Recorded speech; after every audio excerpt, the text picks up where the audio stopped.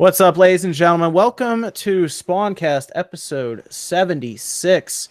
It's been a long week. We had a full Nintendo Direct. We watched EA try to fight for loot boxes, well, attempting to soon. And then we saw the whole Nintendo Online thing go down. I think we'll be talking a lot about the Direct because there was actually, I was going back through it and there was a lot of stuff in there. So we'll be having some fun here tonight. It's gonna be a good time because I know some people on here specifically were excited about some of the announcements. I think a lot of it had to do with Final Fantasy. But yeah, let's jump around here though and go through everybody's introductions. We got Dave returning to the SpawnCast. What's going on, Dave? What's up? How you doing? Yeah, good to have you back on. Good to have you back on. Sean is back from his sickness, I guess. from dying. Yes, I am back. I was supposed to be at AVGC right now, but unfortunately they needed an answer very early in the week, and early in the week I felt like absolute shit. So, unfortunately that didn't work out. But yes, I am here. I am feeling better. So what's up? Okay, good. Good to have you back. And then we have, of course, OJ, Player Essence. What's up, man? How's it going? I am here. What's up, everyone? We pull you away from the what you call it, Xenoblade, long enough? I'm actually playing right now. You can't tell. There you go. I'm waiting for that to show up physically. That's next week, right? 21st, 25th. Okay. It literally fixed everything that I had an issue with. Oh. All right, I'll be on it next week. I'm getting that physical copy. I got to put something on my shelf for it. I'm getting the physical copy too, because I'm an idiot. So, I mean, it's not bad. It's a good idea to get a lot of your games physically. After I'm seeing some of the stuff going down online with movies and stuff right now. So, I think it was what was it? Apple that removed a couple movies from their service, and they just gave people a few free rentals. Yeah, and those ones that they bought, it was weird. So. I don't know. I'd say get it physically if you can at this point. Absolutely. And then we have Nate, Direct Feed Games. What's going on, man? Not too much. Good to have you on again for, what is it, the third week in a row? I think so, because we've been anticipating like this Nintendo Direct for like the last month. Yeah, we thought it was going to be last week. And then, of course, things happen. And then this week it happened. So good to have you back, though. Evan, of course, is here. Cheery as usual. What's up, Evan? Yep. Doing all right. And then we got Max, Dreamcast guy, back from all the reviews he's been doing recently. Oh, yeah. Luckily, the rest of September is a little bit quieter. I can kind of chill out. And I finished 100%ing Spider-Man, and now I just get to relax. What's the next game that's actually up for you to review? I'm trying to think of what's out next. I don't want to say what I'm trying to think of which ones the reviews come out in order. But the next two major ones are Mega Man 11 and Assassin's Creed Odyssey. And I think I'm allowed to put both those videos out on October 2nd. So okay. Cool. I have those, and I'm messing with those, and You have Mega Man? No. I'm gonna be getting Mega Man soon though, so I have confirmation, and we should be getting that. Like normally with Mega Man's, they give it to you like 2 weeks early, so I should be getting that like Monday. About to say, might have to send off some mean emails. Right. I'm curious. I'm actually curious about Odyssey, Assassin's Creed Odyssey, just see if they actually did anything different, really, or if they kind of played on top of Origins more than anything. Yeah, and I wasn't a fan of Origins, so I'm going into this I'm very interested though, because it looks like they're finally just leaning into the video game aspect of it. And like, yeah, you want to change the buttons? Okay, you want to fight Medusa? Oh, you want magic? Sure, screw it. Yeah, do everything. Okay, yeah, that's what I'm, because I got Origins and I thought it was okay. I thought it got kind of boring towards the end. Yeah. It was just like doing it felt grindy, I guess, for a game that wasn't really an RPG technically. Yeah, pretty cool there. I'll be looking out for that too, Max. See if it's worth buying. I picked up Shadow of the Tomb Raider today because I was curious about them.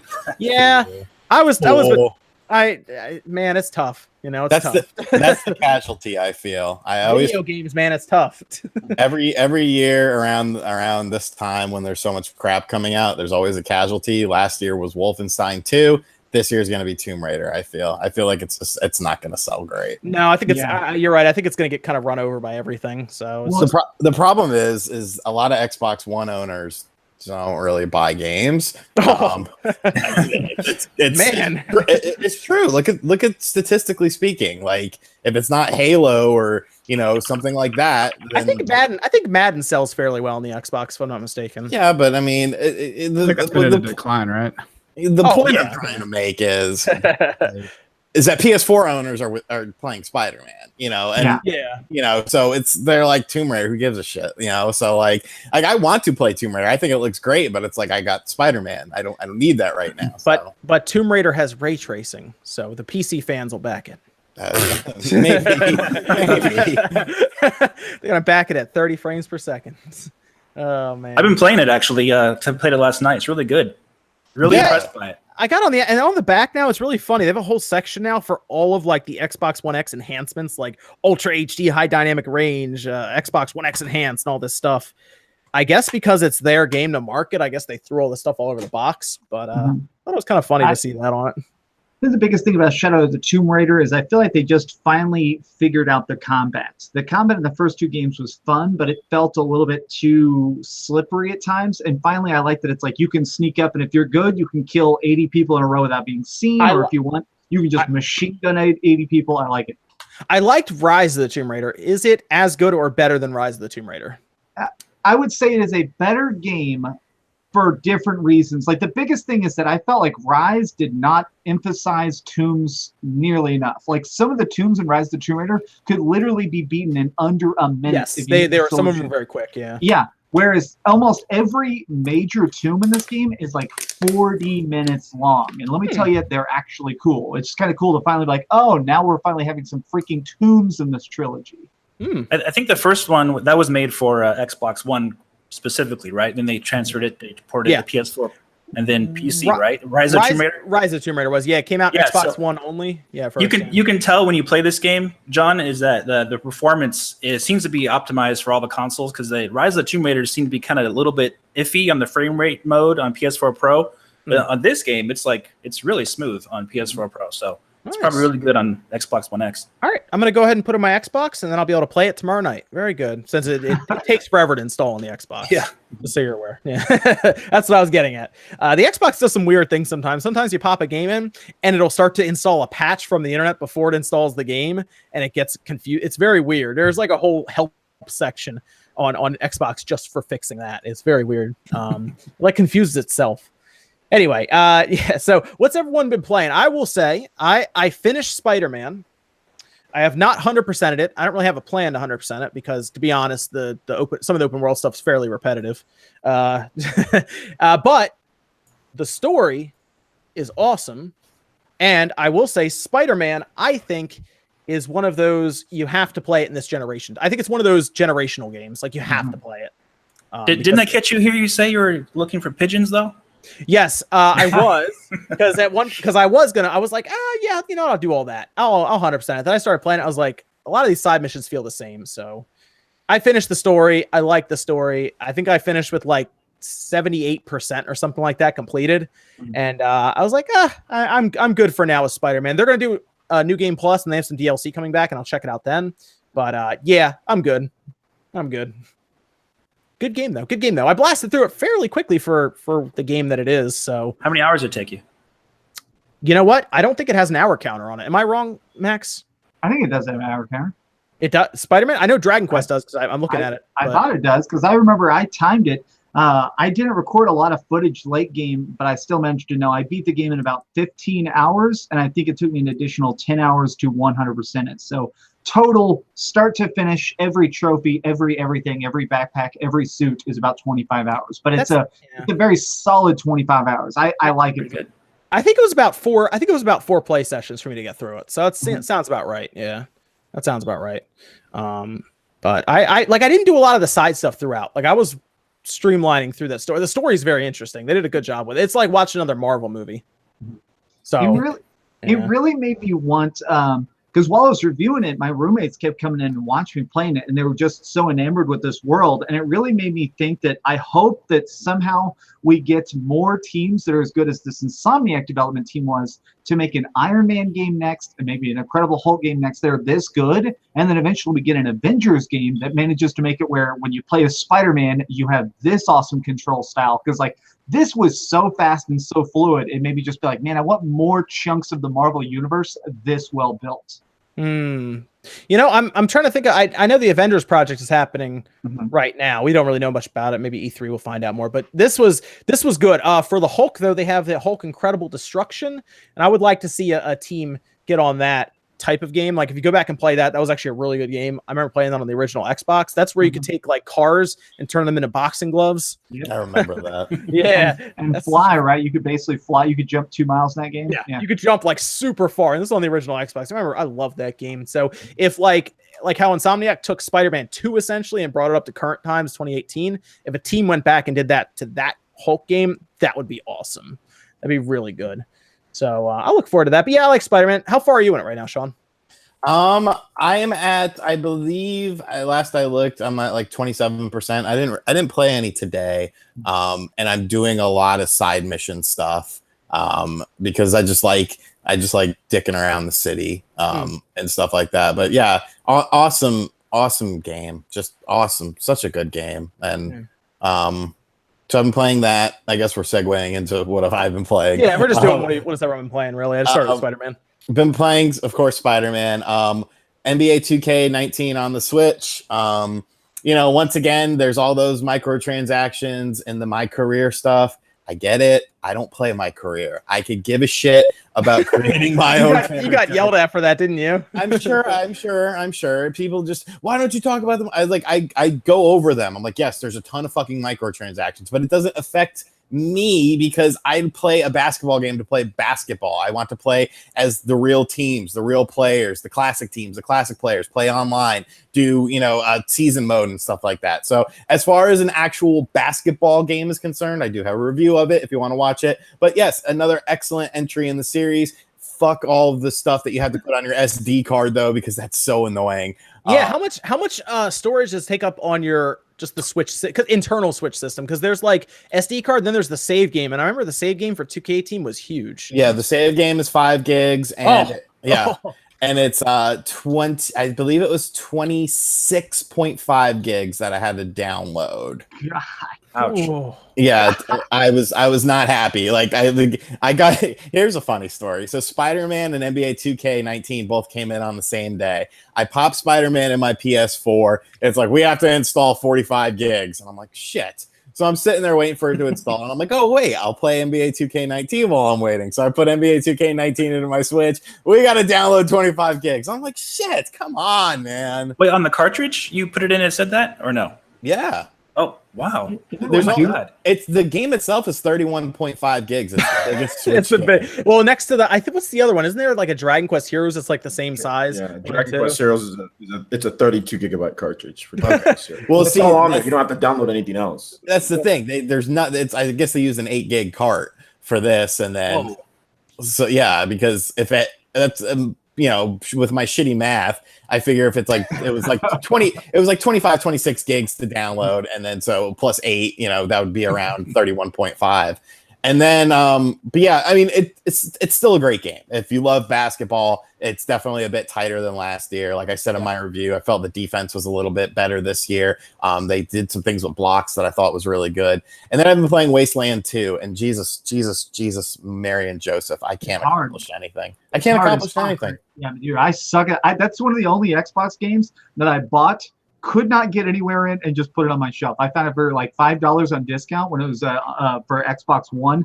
Played like the opening 3 missions, and it was like, well, I cannot play this. Yeah, dude, it's so hard. Like I'm saving all the time. I'm trying to get tips from people and stuff, and it's just and the problem. One of the problems is that the frame rate definitely dips on the Switch version of the game, which sucks. But I think it's a good game. Like what's there is interesting, and there's there's cool little things going on. The story seems well written. It's just I can't get anywhere in it, so I don't know. It's kind of like it's supposed to be kind of compared to Fallout 1 and Fallout 2, kind of right from back in the day is the idea. Yeah, and I never played those, which So I don't know. It's not terrible, but if you're super interested in, I might wait for a price drop or if it's on sale or something. Let me check. OJ, how is the new Xenoblade 2 DLC? It's because I know that's. I was gonna ask. I know that's what you've been playing, man. Yeah, it's really good. What I like what they did is that they took away some people love the core crystal system, but I mean, I wasn't a huge fan of like all the common blades you get and all that. Yeah, that was annoying. Kind of grades on you a while, so they took that away. And they kind of they simplified things, but at the same time, they made it like more refined with the battle system. Apparently, the game is on somewhat of a new engine or a transition engine for whatever the next game is, according to Takahashi-san. So it looks a lot better. So it looks a lot better. It runs a lot smoother. From what I can tell in portable mode, the frame rate is definitely better. Like I was running throughout Gourmat, the old Gourmat, and everything was pretty solid there. I haven't really seen any like a lot of dips or anything like compared to Xenoblade Chronicles 2. So it's really good in that respect. And I also like what they did, like with the since you don't have a bunch of different blades that have different affinities, like they actually simplified the blade combos, you know, to where you can just basically put together any 1, 2, and 3 special together. However, if you put it together like in like the way that you're supposed to, like in Xenoblade Chronicles 2, you get like an extra boost at the end. So they simplified things. The tutorial's a lot better because a lot of people said that it was too confusing to get into Xenoblade 2. This one really teaches you how to play and how to do driver combos, blade combos, and you can switch between the 2 blades. Or between drivers and blades. So you can use your blades and you can use your drivers and you can switch. So it's just much more refined. It's a lot. I think it's just way better. I think it's a lot better personally. So. And it's standalone, right? So you don't have to have the original to buy it. You can just go out and just pick it up, right? Yeah.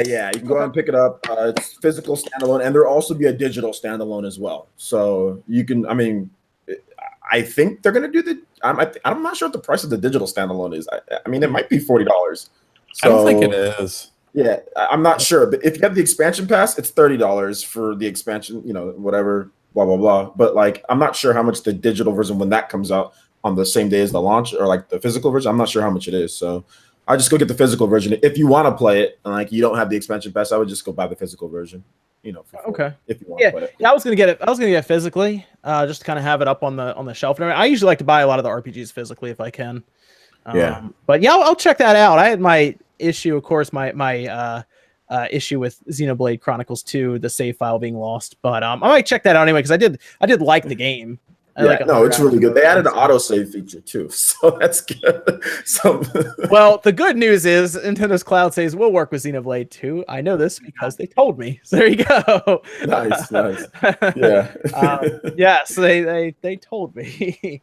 Mostly because that's my video center around was my Xenoblade 2 save. But pretty cool. Yeah, I'm gonna check that out probably next week as well. And then I also played Dragon Quest 11. I think I'm almost halfway through that game. I was playing Dragon Quest as well. It's a good game. I'm powering through that. You know, I'm getting there. So I didn't want to get through it too fast. I want to take my time with it, but I'm enjoying it. I think it'll be good on the Switch as well because the more I play through it, the more I think it looks good. But I do see it able to be played on the Switch as well when I'm playing through it. I'm like, yeah, this could work. I can see it. So I'm looking forward to it dropping on there too to see it get a second wind, I guess, with another release. Just so we get Dragon Quest 12, I guess. Liking that when that comes out like in 10 years. Yeah. Yeah. Then I am liking. I also played City Skylines on the Switch. Runs better than I thought it would. I'll be honest. It actually runs way better than like a typical laptop would run it. So that's good. And then Final Fantasy 15 Pocket Edition. Played that on the Switch. It's the same version I played on the cell phone, pretty much with added controls. I did find out that those frame rate issues apparently are also on the PS4 and the Xbox One version. Wow. I'm thinking about buying it just to blow through it for the trophies and just so I can say I've beaten every version of that game. But man, it's really hard for me to swipe my credit card on a mobile game on PS4. Yeah, well, I mean, it's good because it's like what 40% off right now or something. So instead of 30, it's like 18. Oh god, it's still so. You said it in your video, but it's like so bizarre. Of like the real game is on this console for cheaper. Yeah, why would you? I know. I got my copy of 15, the physical one, at a Redbox for like $9 on the Xbox One X. So Jesus. It's like I don't know. Like I don't know. I guess if you want to, like, I guess if you're like a diehard 15 fan, you're like, I want every version of this game. Yeah, you can try buy it. Yeah. Sounds like a quick port they did for all systems to just put the regular controllers in there. The right stick doesn't work either, I guess, because that's how it's designed. So you can't move the camera around or anything to look at stuff. It feels very it feels weird. I don't know. So can you play with one Joy-Con then, since you're not doing anything with the other stick? Only left Joy-Con. the A button and everything. But like the right stick does it. You're like when you get out in the field, you're used to using the right stick to rotate the camera around your character and look around. That just doesn't work. The D-pad doesn't work either. Mm-hmm. So you're mostly using the left stick. A, Y. Well, you talk to people with Y. That was weird too. I'm like, I usually press A. Yeah, it's weird. You can tell that I think they did quickly go, how can we get more money from Final Fantasy 15? Oh, wait, let's slap some button controls on here and put it out. That was a problem with the original Final Fantasy 15 itself. Has a lot of weird problems with key bindings as well. Like the jump button and the talk button are the same button. So there's like a bunch of Final Fantasy fans draw comics of not just walking up to somebody and just jumping up and down. I'll say this. If you honestly don't have any other way to play it, you'll still get the outline of the story, but you'll still have to probably go online to read stuff because you still kind of had to do that with the regular one. But you'll at least understand who the characters are and what their motivation is, I guess, technically. But you'll get a much more in-depth and cinematic look with the standard one. But there you go. So we'll see how I think 2019 is the last year of support for 15, if I'm not mistaken. So they're going to do a second expansion, which means they're going to release the Final Fantasy 15 Royal Ultimate Super Edition. Ooh. Yeah, Turbo. that'll be good. Yeah, Turbo. They were talking about the second season pass and everything. So It's going to be all about the bad guys. It's gonna how show much our money part. did that game cost them? Like it has been ridiculous amounts. Yeah, hundreds of millions. Well, it's funny too because like almost every single Final Fantasy fan I talked to bought and beat every single piece of DLC, myself included. I bought Square Enix sent me some of it, but I also bought it again on Xbox. So Yeah, I was hoping they would have filled out their promises with like the Xbox One X and stuff, where I think they're supposed to have like a 60 frames per second mode. Mhm. They don't. So, that was great. It's that Luminous engine, man. I think there's a reason they're not using it right now outside of this game. So, It's iffy on PC too. So it's yeah, you're right. I can't get a good version of this game. They already cut that thing down to like $20 on Steam at one point. It's like, jeez, this is crazy. So we'll see what Final Fantasy 16 runs on, if it's an Unreal Engine game or if it's a Luminous Engine game. That'll tell us all we need to know right there. They're gonna go to Unreal Engine. Yeah, maybe that'll be an Unreal Engine 5 game. Yeah, they're gonna go Unreal Engine because the Luminous engine hasn't been good for anything. Like I can't think of anything that they've done that's been like a resounding. I mean, Final Fantasy 15's been a success, but if you look at how long it's been in development, yeah. But I mean, like nothing they've done. And like Unreal Engine 4, it's like all of a sudden Kingdom Hearts 3 gets fast tracked once they switch over. It's like, oh, we can actually develop the game now. Let's go. It was very quick. I mean, they don't have to hire people and be like, you need to learn the Luminous engine. They go out and they find, who's experienced with Unreal Engine. Oh, good, you're hired. They don't have to learn. You don't have to take a book home and learn the Luminous engine or anything. So it makes it a bit easier, I would say. Which is Didn't fine. help with Final Fantasy 7 remake though. Oh man, that sounds like that thing was in trouble from the Cyber Connect 2 or whatever, messed it up apparently, and because they outsourced it too. Like first, Cyber Connect 2 shouldn't be doing anything Final Fantasy related. Yeah, it sounds like that wasn't their time right there. It sounds like I like Stop Cyber remaking Connect the 2. game.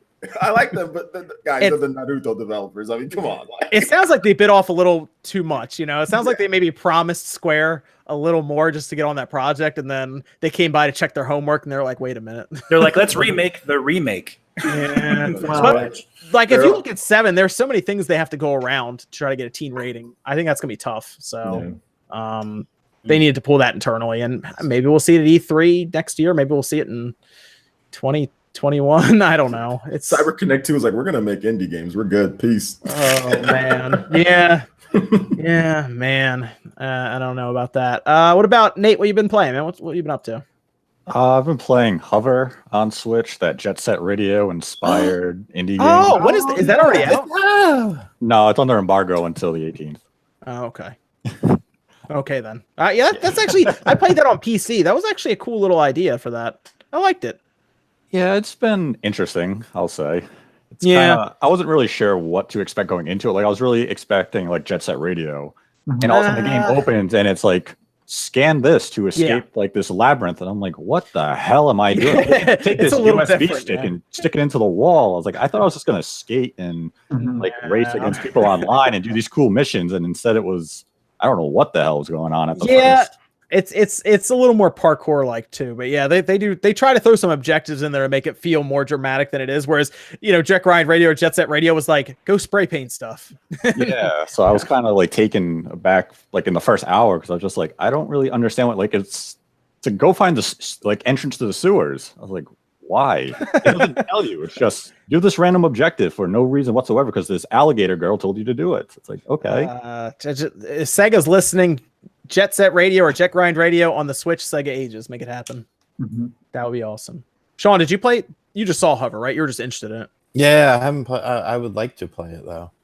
Okay. I heard about it last night for the first time. I had no idea that it existed until the developer had some viral tweet saying, "This is not Jet Set Radio. This is Hover," and they like had the trailer. It was a decent looking trailer. I remember. That game's been around forever though. I remember that was supposed to be a Wii U game at one point. It's been on, it was on PC. I think it came out last year or earlier this year. I remember playing it because it was in like early access for a little while too. Right. But I remember playing it. I thought it was okay. But yeah, it's definitely not Jet Grind Radio. It's definitely not that. It looks like it, but it's not that. So yeah, what about Dave? Have you been playing Tomb Raider? I played Tomb Raider last night. I tried out Blackout today. Ooh, actually. They passed out that code to everybody based for free, so I didn't have to pre-order or anything. So I tried it out for about an hour. I can see what you guys are saying. It's really good. Actually, I was really surprised. So my first battle royale game, I actually like was able to get into like right away, like super easy. I was like, wow, this is going to be a huge game. I had no idea. I didn't see this game coming at all like this. I'm really impressed.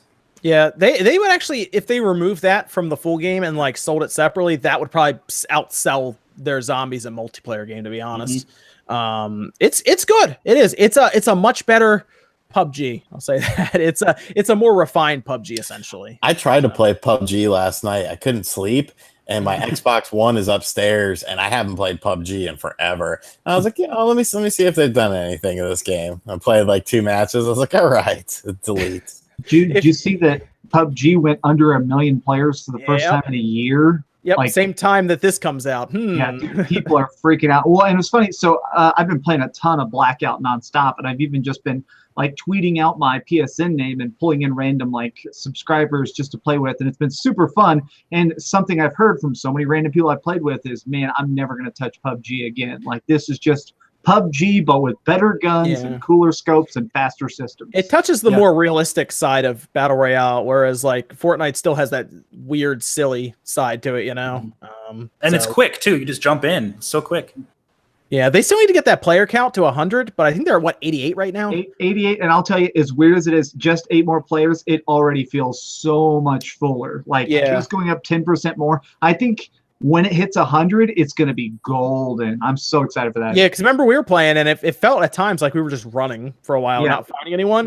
And the whole time we were running, I was like, if 20 more people were in here, it'd probably be better. Yeah, at one point we were literally sitting on top of that mansion, just looking around with scopes for like 10 minutes, being like, man, if there were just 20 more people running around in this forest, I'm sure I'd shoot somebody. Yeah, it's a cool take on it though. It's better than I thought it would be. I'll say that, but I still need to see what their implementation is with loot boxes and all that stuff because I feel like that's going to be bad. So it's just gonna be cosmetic, though, right? We'll see. We'll see. I hope so. Yeah, I hope so too. I'm sure it's gonna be cosmetic, but I'm hoping not everything. It will really piss me off if in a $60 game, almost everything is cosmetic. That would really suck to me. Well, we saw last year with WW2, they added in like perks and stuff in the multiplayer and the loot boxes and stuff. So who knows? Who knows? Maybe you get something that gives you better chances of finding or things spawning in front of you. I don't know. That was possible. That seems interesting. Because like all of the battle royale games, all of it's cosmetics, right? Yeah. So they'd be the only one out of the major battle royale games. Dude, they got away with murder last year. No one a lot of people forget because of how bad Battlefront 2 was. Oh my gosh, I remember playing WW2 and there were so many loot boxes in that game. It was obscene, but it was probably worse than Battlefront 2. It was Star Wars, so that's what everyone talked about. The worst thing was the game required for some of the daily bonuses, you had to stand there and watch other people open loot crates in WW2. Do you remember that? Yeah, that was they made a whole show out of it, remember? Yeah, you had to sit there and watch other people open it. It's like, oh my gosh. It was insane. But yeah, so they're gonna have all right, so get this, they're gonna have a battle pass, special editions, and loot boxes in this game. And it's gonna smack around Battlefield, and Battlefield's not gonna have loot boxes or any of that stuff. I don't buy any of these games, so like, this stuff is like I just watch people play them, watch others play them on Twitch, so I didn't know all that. But yeah, I mean, it's gonna be bad. Yeah, Battlefield. Yeah, Battlefield is much more pro-consumer than Call of Duty is gonna be bad when it comes to this stuff. Activision is gonna keep going until they get slapped down by something. Well, did you see there was like a weird statement that somebody managed to find that was by Electronic Arts that basically said that going forward for every online game, they would like to get $180 on average out of each purchasing player. So the goal is to sell you a game for $60, maps later on, maybe a season pass, and then separately loot box cosmetics on top of that. So their goal is literally to triple down on each fan they can. Who do they tell that to? That was Electronic Arts. Who do they say that to, though? Oh, it was like talking to investors about why their stock is going to keep climbing. That's like a lot of developers, I would think. I mean, like, I think I just spent like $500 on Smash Brothers. You know what I'm saying? Like, so I think that's a lot of. Like, I think that's like everybody. But the difference is that it's a per capita. Nobody has outlined to investors per capita. That they're trying to make it where not trying to aim for whales like you to literally get everybody to do that. They're looking like EA is like putting the dollar signs on their customers straight up. Yeah, they're literally. Literally. They're like, oh man, that's funny. I mean, it's EA though. This is a company who sold 24 million copies of FIFA, and they're mad that loot boxes could come out of it. And it's like 24 million copies that's almost $1 billion, I feel. And that's an issue. That's an issue for them. It's like, what? Oh, okay. EA, they Battlefield's gonna get run over too. It's gonna be bad. Yeah. They moved the date and it's still gonna get run over. Well, yeah, that's why. Oh yeah, but I think they want 16 million Battlefields to sell. Do they really want 16 million? I think they want a lot. They've talked about it. They were like, what was their goal for Battlefront 2? I think their goal for Battlefront 2 was like 15 million, right? 12 or 15. They wanted 12 million by March is I think the quote, and then they downgraded it to 9 and then like 8. It's crazy. They definitely want a lot to move. And I mean, you look at the install bases they're selling to, you feel like that should be attainable. But attach rates for PS4 and Xbox One, just because there's so many out there, it's always pretty low. Mm-hmm. Like 10 million copies of something, if you look at like the attach rates, is actually fairly low for those systems. But that's what happens because a lot of systems get recycled. You know, it breaks, they buy another one that's technically just one person at that point, not two people. So it happens. Special editions, people buying like Spider-Man special edition, God of War special edition. I needed this PS4 Pro. Okay, 500 million PS4 Pro special. There's been like 3 special editions in like the last 3 months. So hey, I might need that Smash Bros. Switch. I don't know. I just got that one. I just pre-ordered it, but I wanted a new Switch anyway. I will say the Spider-Man one looked cool. It does look cool in person. And Evan needed a PS4 Pro anyway, so you know. Yep. Oh no, it looks cool. I thought about it, but I was like, I already got a PS4 Pro. Yeah, no. And I got a PS4. Like I don't need this. I got yeah, it's bad. They got me with that one. They're gonna get. I'm gonna tell you now. If Nintendo releases a Metroid Prime 4 Switch, they're gonna get me again because I'm buying that. I'm buying that straight up. That's happening. I would hope it's not Fire Emblem. Don't release a Fire Emblem. Oh, you're in trouble. You're in trouble. Oh, they will. Final Fantasy Edition. There's an FF7 release one. Then all of a sudden, just Cloud. Just have some Cloud hair on there, and I'd pay whatever they want. Yeah. What if they release a Final Fantasy? What if they do that? A Final Fantasy 7 remake PS4 bundle that's like a really nice looking like PlayStation 4. Blonde hair on there. What if it's a PS5? You need a PS5 whatever it takes. Because they did that. It was really limited, but they did a very minimal bundle for Final Fantasy 15, and I think that almost had nothing on it. I think it had like a black image on the top, and that was it. Yeah. Yeah, the Joy-Cons are very minimalistic with that. Someone's pointing that out. They're very minimalistic, those Smash Joy-Cons. That's like the white stripe, right? Down the side and then across. The Smash stripe, and that's it. Interesting. The dock, I think the dock looks all right. It's got some decoration on it. The Joy-Cons were funny though. I saw that. I was like, oh, okay. I was a little surprised they didn't do the silhouettes on the back like they did with Pokemon. Like I guess on the back of the Switch, they didn't do. I don't think they did that with the Smash Brothers one. So yeah, it seems like they're going minimalistic with the Smash, but Pokemon has like silhouettes of all the different Pokemon on the back of the Switch itself. So let me go through a couple super chats here. I have three of them here actually. One of them pertains to the topic later, so I'll save that one from Malarkey Man. But Wishbone, oh, this one's for Sean. Wishbone says the Spartan console got an upgrade, Sean. The Spartan console upgraded its GPU from 4 gigabytes to 8 gigabytes. It's on their Facebook page. Oh my god, I might have to look. I haven't looked into that console in so long. But now I feel like I have to do it. Oh man, I can't stand those people. Mega Nerdex says hooked on SNK Heroine since September 5th, early copy. Ooh. Very cool. You don't like that game, Sean? I didn't like it. Ooh, it's too easy. I thought it was. It's just there's no.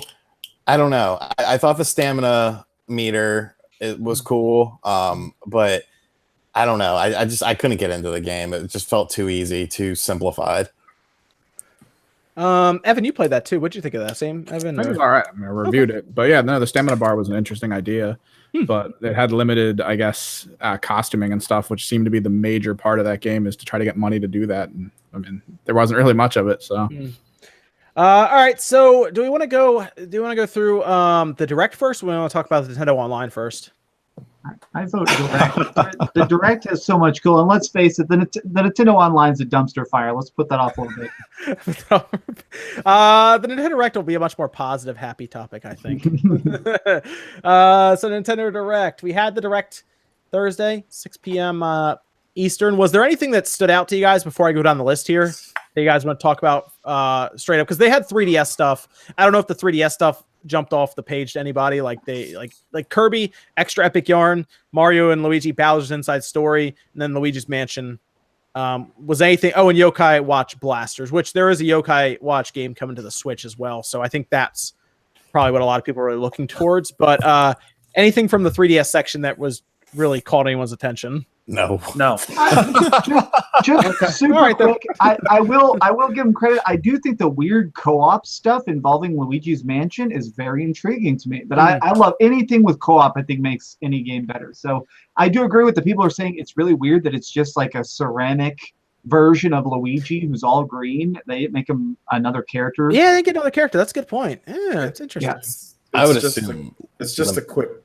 What they did is that they used the Dark Moon engine, so that already supports co-op and multiplayer, and that's what you do in that game. It's just Luigi's. So they just kind of slapped it real quick for money. Yeah, that's what we're saying. It's easy. That's what we're saying. So they just did that. They just did that because someone's like, "Oh, they put a lot of work into making like the co-op." I'm like, "No, they did it." Easy money, I guess. It's actually less because Dark Moon had online multiplayer. Okay, then there we go. I did actually like seeing Kirby's Extra Epic Yarn show up for 3DS. I think that was kind of cool. I don't know. That game was kind of fun on the way, but no one really cared about. Everyone was really happy when the 3DS stuff was over. I noticed that in the chat. It was like 4 minutes long. It was perfect. Yeah, people were like, "Oh, good, it's over." It's like, "Oh, all right then." Started off with Luigi's Mansion 3 announced for 2019. That was a cool announcement. I think it was a good way to get the Direct started. But what's everyone think about Luigi's Mansion 3 launching 2019? Super awesome. Like, holy crap, that's so freaking cool. And I like that they just started out by just giving us like a solid 30 seconds of gameplay of just look, check it out. It's probably going to be another giant mansion. It's not going to be that Dark Moon single mission crap. It's going to be an open world-y type thing. Oh my god, I'm hyped. Yeah, it looked visually. I thought it looked pretty cool. I thought it looked good. And I've wanted another Luigi's Mansion for a little while that wasn't like based on the 3. Like I played Dark Moon on 3DS. I thought it was all right, but it's cool that the Switch, was on TV and everything. That was cool to see that. So this will be the first console version, right, for Luigi's Mansion since the GameCube. Yeah. So yeah, I'm excited for it. That's gonna be cool. You guys think that's they're gonna release that around Halloween next year, like a October release for it? Yeah, Probably. I think Makes sense. Makes sense. Yeah. Yeah, I'm in for that. Absolutely. They're gonna have to bust it to get it out by 2019. I think that it might be tough for them. I don't know. That's just my own personal. It's going to get, I think it's going to get, we're going to talk about this as well. I think 2019 is going to be pretty crowded if a lot of these games are going to try to come out around the holiday. Some of these games are going to have to come out in like the summer. Like Yoshi. Yoshi's going to be spring. What, we know spring, that. That's right. But I'm thinking more of Animal Crossing. I don't know if there's a place for Animal Crossing Holiday. I think that's a great summer release. But let's keep going here. Splatoon 2 version 4. Anyone still playing Splatoon 2 like that? Yeah, it's cool. That's very cool. Okay. It says it's a huge content. You said it's a content update. You said, Max, that this might be like the last big update for it. Yeah, it's confirmed now that this is going to be the end of Splatoon 2, and the fan base is actually really happy about it. Like, so many people have been celebrating, like, Splatoon 2 is just such a good game, and we've gotten so many giant updates to it that it seems like this is them finalizing it, and they're going to get to work on Splatoon 3 right away. So, very cool. Okay, very good. Yeah, so I'll be curious to see if I guess we start hearing about Splatoon 3 in a few years or something. See how maybe they'll keep that server side this time. Mega Man 11, October 2nd. Who's getting Mega Man 11? I guess we'll just go over that because we've already kind of talked about it before. Yeah, definitely. Yeah. I feel like everyone here is probably getting Mega Man 11, so that's those. Cheap, might as well. Yeah. It's $29. I'm like, might as well get it. You can get it for like 20 barely. It's like $20 like at Best Buy. So I'm tempted to look into that Amiibo one because I like Mega Man, and I'm not really like in Amiibos, but it's cool to see that. To see like a new Mega Man guy to have. That's what you were looking at, Evan. Well, you actually got an Amiibo that's Mega Man, Evan. Yeah, I already got it, so I was just gonna go with that one instead. Okay. Right now. Let's see. We had Mario Aces new content. I stopped playing Mario Aces actually, so maybe I'll go check it out again. I don't know, kind of boring, I guess. I mean, they have co-op challenge, which is new mode and everything. Yeah, the new content was kind of what we were talking about with like feeling like something was missing, and now they're like, here it is. I do want to add that they did put in options for different sets and stuff like that, so they did add some options for that as well. So I'll give them credit there. They just did a big update of that game today. Oh yeah, yeah. Like version 2.0. I saw it on some website and it listed all of the changes that they did. They changed some stuff with like the super shots and stuff like that. I still haven't bought the fucking game, but, but I did see that they changed some stuff. Yeah, that's September 19th. That's actually next week, day after the online launches. That'll be out. This is the one that I know everyone was excited for because I saw people get really psyched about this on Twitter. The Capcom Beat 'em Up bundle. Yes. Final Fight, King of Dragons, Captain Commando, Knights of the Round, Warriors of Fate, Armored Warriors, and Battle Circuit with online multiplayer. September 18th, actually. It's out. Yeah, 3 days from now to be out. Day one. Yeah. Yeah, you can. It's $20 too, so it's actually not bad either. Price wise, it's good. Wow. Okay, yeah. Yeah, and online multiplayer for all those beat 'em ups and everything. That's cool. Some of those games are really expensive online. Some of those games I never played before either. Some of those robot one, I didn't play some of those in the arcade. So like, I feel like Knights of the Round is kind of expensive. Am I wrong? Let me see. Well, two of those games never released on consoles. Oh, you're right. Some of those were only arcade. Yeah, okay, so here's Knights of the Round. On the Super Nintendo, it's $127 on eBay. And plus, it's that's the Super Nintendo version. Here's one it's not as good. Here's one that's $85. Here's one that's $85. No, I mean, compare the arcade to the SNES. You can't. I mean, it's not as good. Yeah. And then let me see. Well, also, I'm gonna go over Super Chat, guys, at 10. We'll take another break for Super Chat, just so anyone in the chat is wondering. Because I'm looking at the direct right here in front of me right now, going down it. There we go. Okay. Beat 'em ups, yes. New Super Mario Bros. U Deluxe, January 11th. That actually I thought that was gonna come out in 2018, but it's only 11 days out, so it's not that far out. But that's gonna kick off their year pretty much. January 11th, New Super Mario Bros. U Deluxe. That's gonna sell well. I think more people are gonna buy that than people realize online. Like a lot of people are gonna buy it. It's going to sell millions. It's just a boring ass release. There's nothing exciting about. I mean, it's deluxe. Why? Because Toadette becomes Peach. Okay, that's $60. I get to. It has the Luigi U in there too, I believe. That's the number one reason I'm buying it is because it has all the Luigi U levels. Like I'll get it too, but does anyone else think it's weird that they just left the U in there? Yeah, it looks really bad in the title. Is that weird? I mean, they did an alright job with the logo for what they. For what they had, but I don't know, man. That was weird to see the U in there. I think they could have got rid of that. It's such a copy and paste port. They didn't even bother to change the logo. Yeah.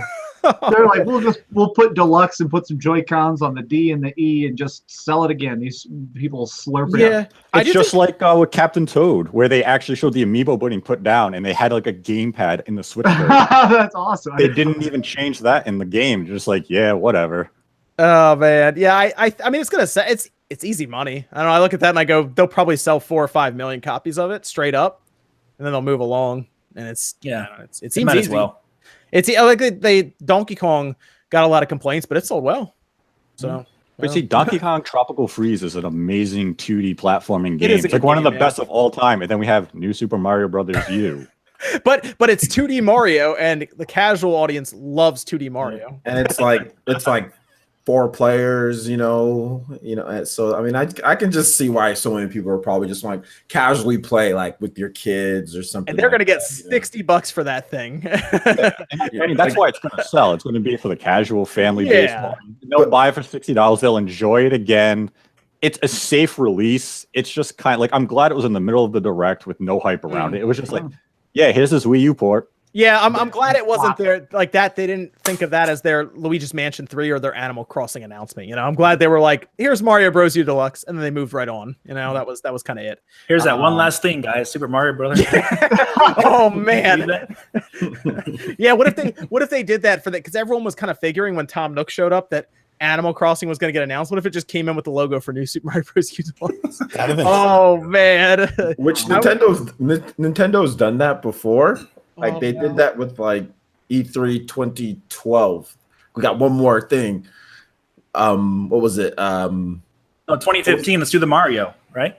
Oh yeah, do the Mario, but also in 2012 it was what's that game that launched? That freaking game. Nintendo Land. Nintendo Land. They did that with Nintendo Land. We got one more thing, and then they freaking made a whole stage for Nintendo Land. Oh man. And it was like, 5 minutes of fireworks displays. Are like, have a good E3. I was like, what the hell was that? Yeah, it was just like, oh man, really? And the worst part about that E3 is right after their conference ended, game trailers had Jeff Keighley on. They're like, oh, here's Project 101 from Platinum Games for the Wii U.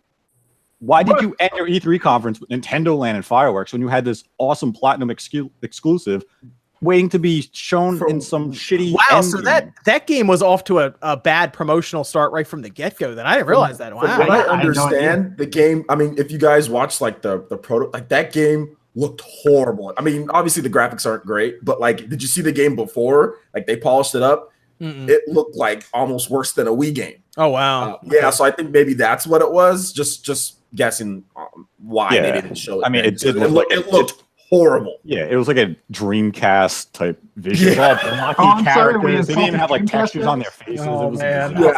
It was really rough. And Nintendo rejected a ton of different designs with that game. Like Nintendo constantly like was sending it back to them because they wanted to have Nintendo characters like transform and all that. And Nintendo was like, no. and then we want to do this and like, no.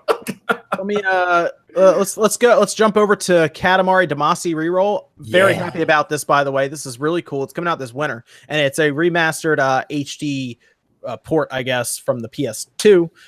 Very cool though to see that. I thought that was really neat. They're going to have HD Rumble, multiplayer battles, and gyro controls, and it looked pretty. If you've never played Katamari, it's a cool little weird game to get into. It's kind of a neat idea. It was cool back on the PS2. I do remember that. It has some of the best music of any game ever. Great game. Releases December 7th. Switch and Steam, and it has a physical copy.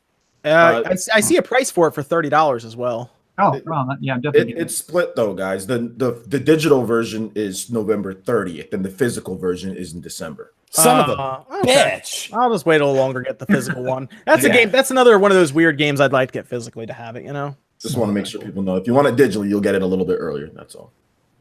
What is look, people are already setting like goals in the chat. I told you, Sean, people would set like goals of like, say, like Dragon Gamer at like 500. I told you people would do that, but I don't think 500 likes seems like a lot. So don't even bother. We're not here for that. Yeah.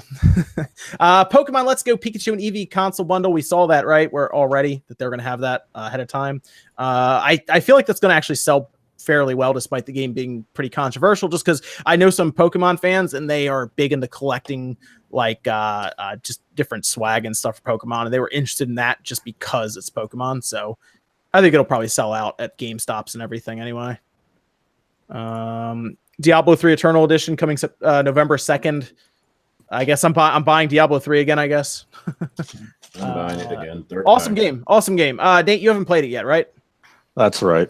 Okay, good. It's worth a pickup. You're going to enjoy it a lot. Yeah, this will be my first time playing it, and I mean, as long as it performs well in handheld mode, that's probably where I'll spend most of my time. They said 720 at 60, so hey, if it holds at 60, it's gonna be good. I'm still wondering what they sacrificed. Watching the trailers, there seemed to be some weird animation, like unsmooth moments. So I'd like to see what it actually looks I'll give like. you credit. This is Iron Galaxy, and Iron Galaxy has been pretty good. I thought it was Panic. No, this one's Iron Galaxy. Panic Button's doing Warframe. You can't do everything, man. Come on. I think it looks really good. I think they just lowered the heck out of the resolution of like individual things, because it looks like the game itself is 720, and I think the frame rate looks great. But yeah, the character models look drastic. Visually they look like crap. But yeah, I'm still gonna play it. This will be my fourth time buying Diablo 3, and I'm happy to do it again. Yeah, I think it's gonna be cool. I'm looking at that. Super Mario Party, October 5th. I was torn on Mario Party. I haven't played. All right, I played it on the Wii U, and it was really bad. God, this looks like a return to form. Yes, it does. So I'm interested in that. So I'll probably be picking it up just because it looks like old school. Not the one where everyone has to be happy, hug each other, and ride around in the car together. Yay! Nobody loses. Everyone's in the car together. Nobody loses. There's no there's no fun in that. No fist fights are gonna break out over that. Yeah. I'm looking forward to this one because it looks like old school Mario Party. So I'm on board for that. That'd be a game that I feel like if I go, we go convention hopping and we got people in like the hotel room or something, you go, let's play Mario Party. All right, let's do it. So dude, we can actually do it at the convention coming up that we haven't named yet. Yeah, Mario Party layout. We can do some Mario Party. Yeah, very cool. Town. I'm interested in this because I want to see Game Freak try to do something other than Pokemon, and this looks like they're shot at it. So apparently it's going to take place entirely in one village, and it looks like an RPG with an interesting looking art style. It looks, I guess, closer to like a Pokemon art style. It's not like realistic or anything, but I am very curious to see what Game Freak is going to do with this game. What do you guys think of Town? I'm very happy that they're doing something like that, getting away from Pokemon. There is some stuff they did on cell phones too, but I think this is one of the first kind of more console iterations. I think they did a weird game called, I think it's like Tembo Badass Elephant or something like that. And I actually played it. It was weird. Timbo the Badass Elephant was basically a ripoff of Sonic the Hedgehog, and it was really good. But it was also one of those things of like, why is Game Freak making this? Timbo. Didn't Sega? Sega published it. Yeah.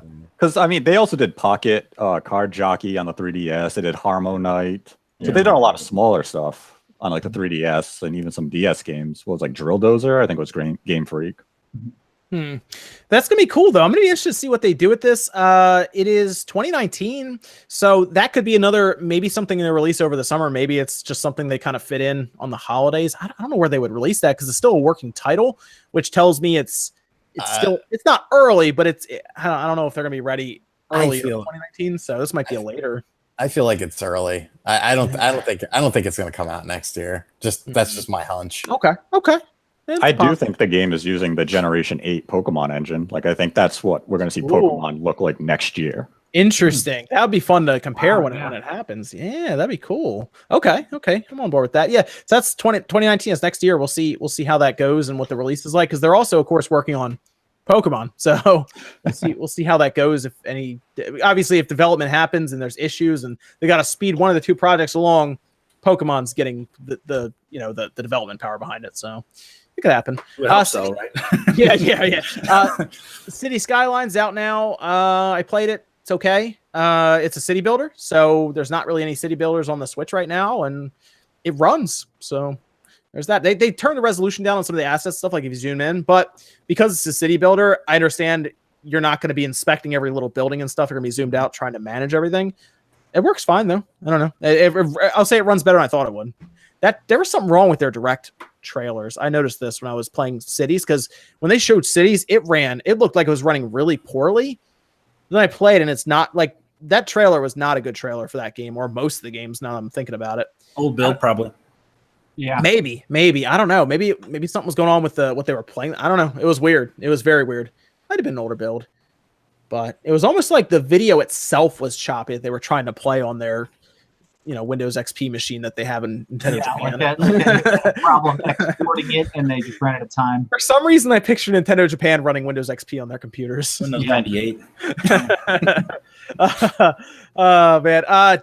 Daemon X Machina. Everyone should keep an eye on this game. It looks awesome. They showed a bunch more stuff. They showed like skill trees for your pilots. They showed some co-op action. The game looks awesome. I'm an Armored Core fan, so I'm on this game.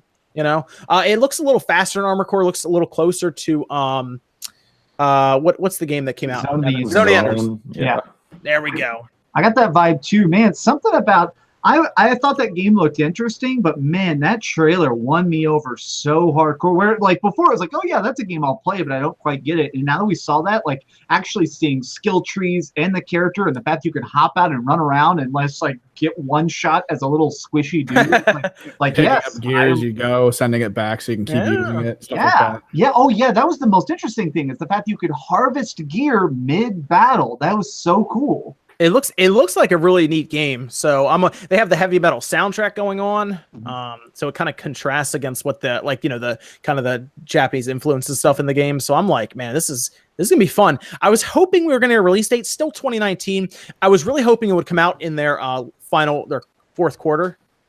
So sometime between January to end of March, but I'm thinking it's gonna fall out of there. I was hoping it'd be a March release, but we'll see. We'll see what happens there. We could get I mean, honestly, they could tell us a release date in the January Direct or something. I think it might still be, because like Yoshi and Fire Emblem are spring. Yeah. So they would have. I mean, are they going to do? I mean, they could do it afterwards. They can do summer for it, but I mean, I don't know. That would be a really good February release.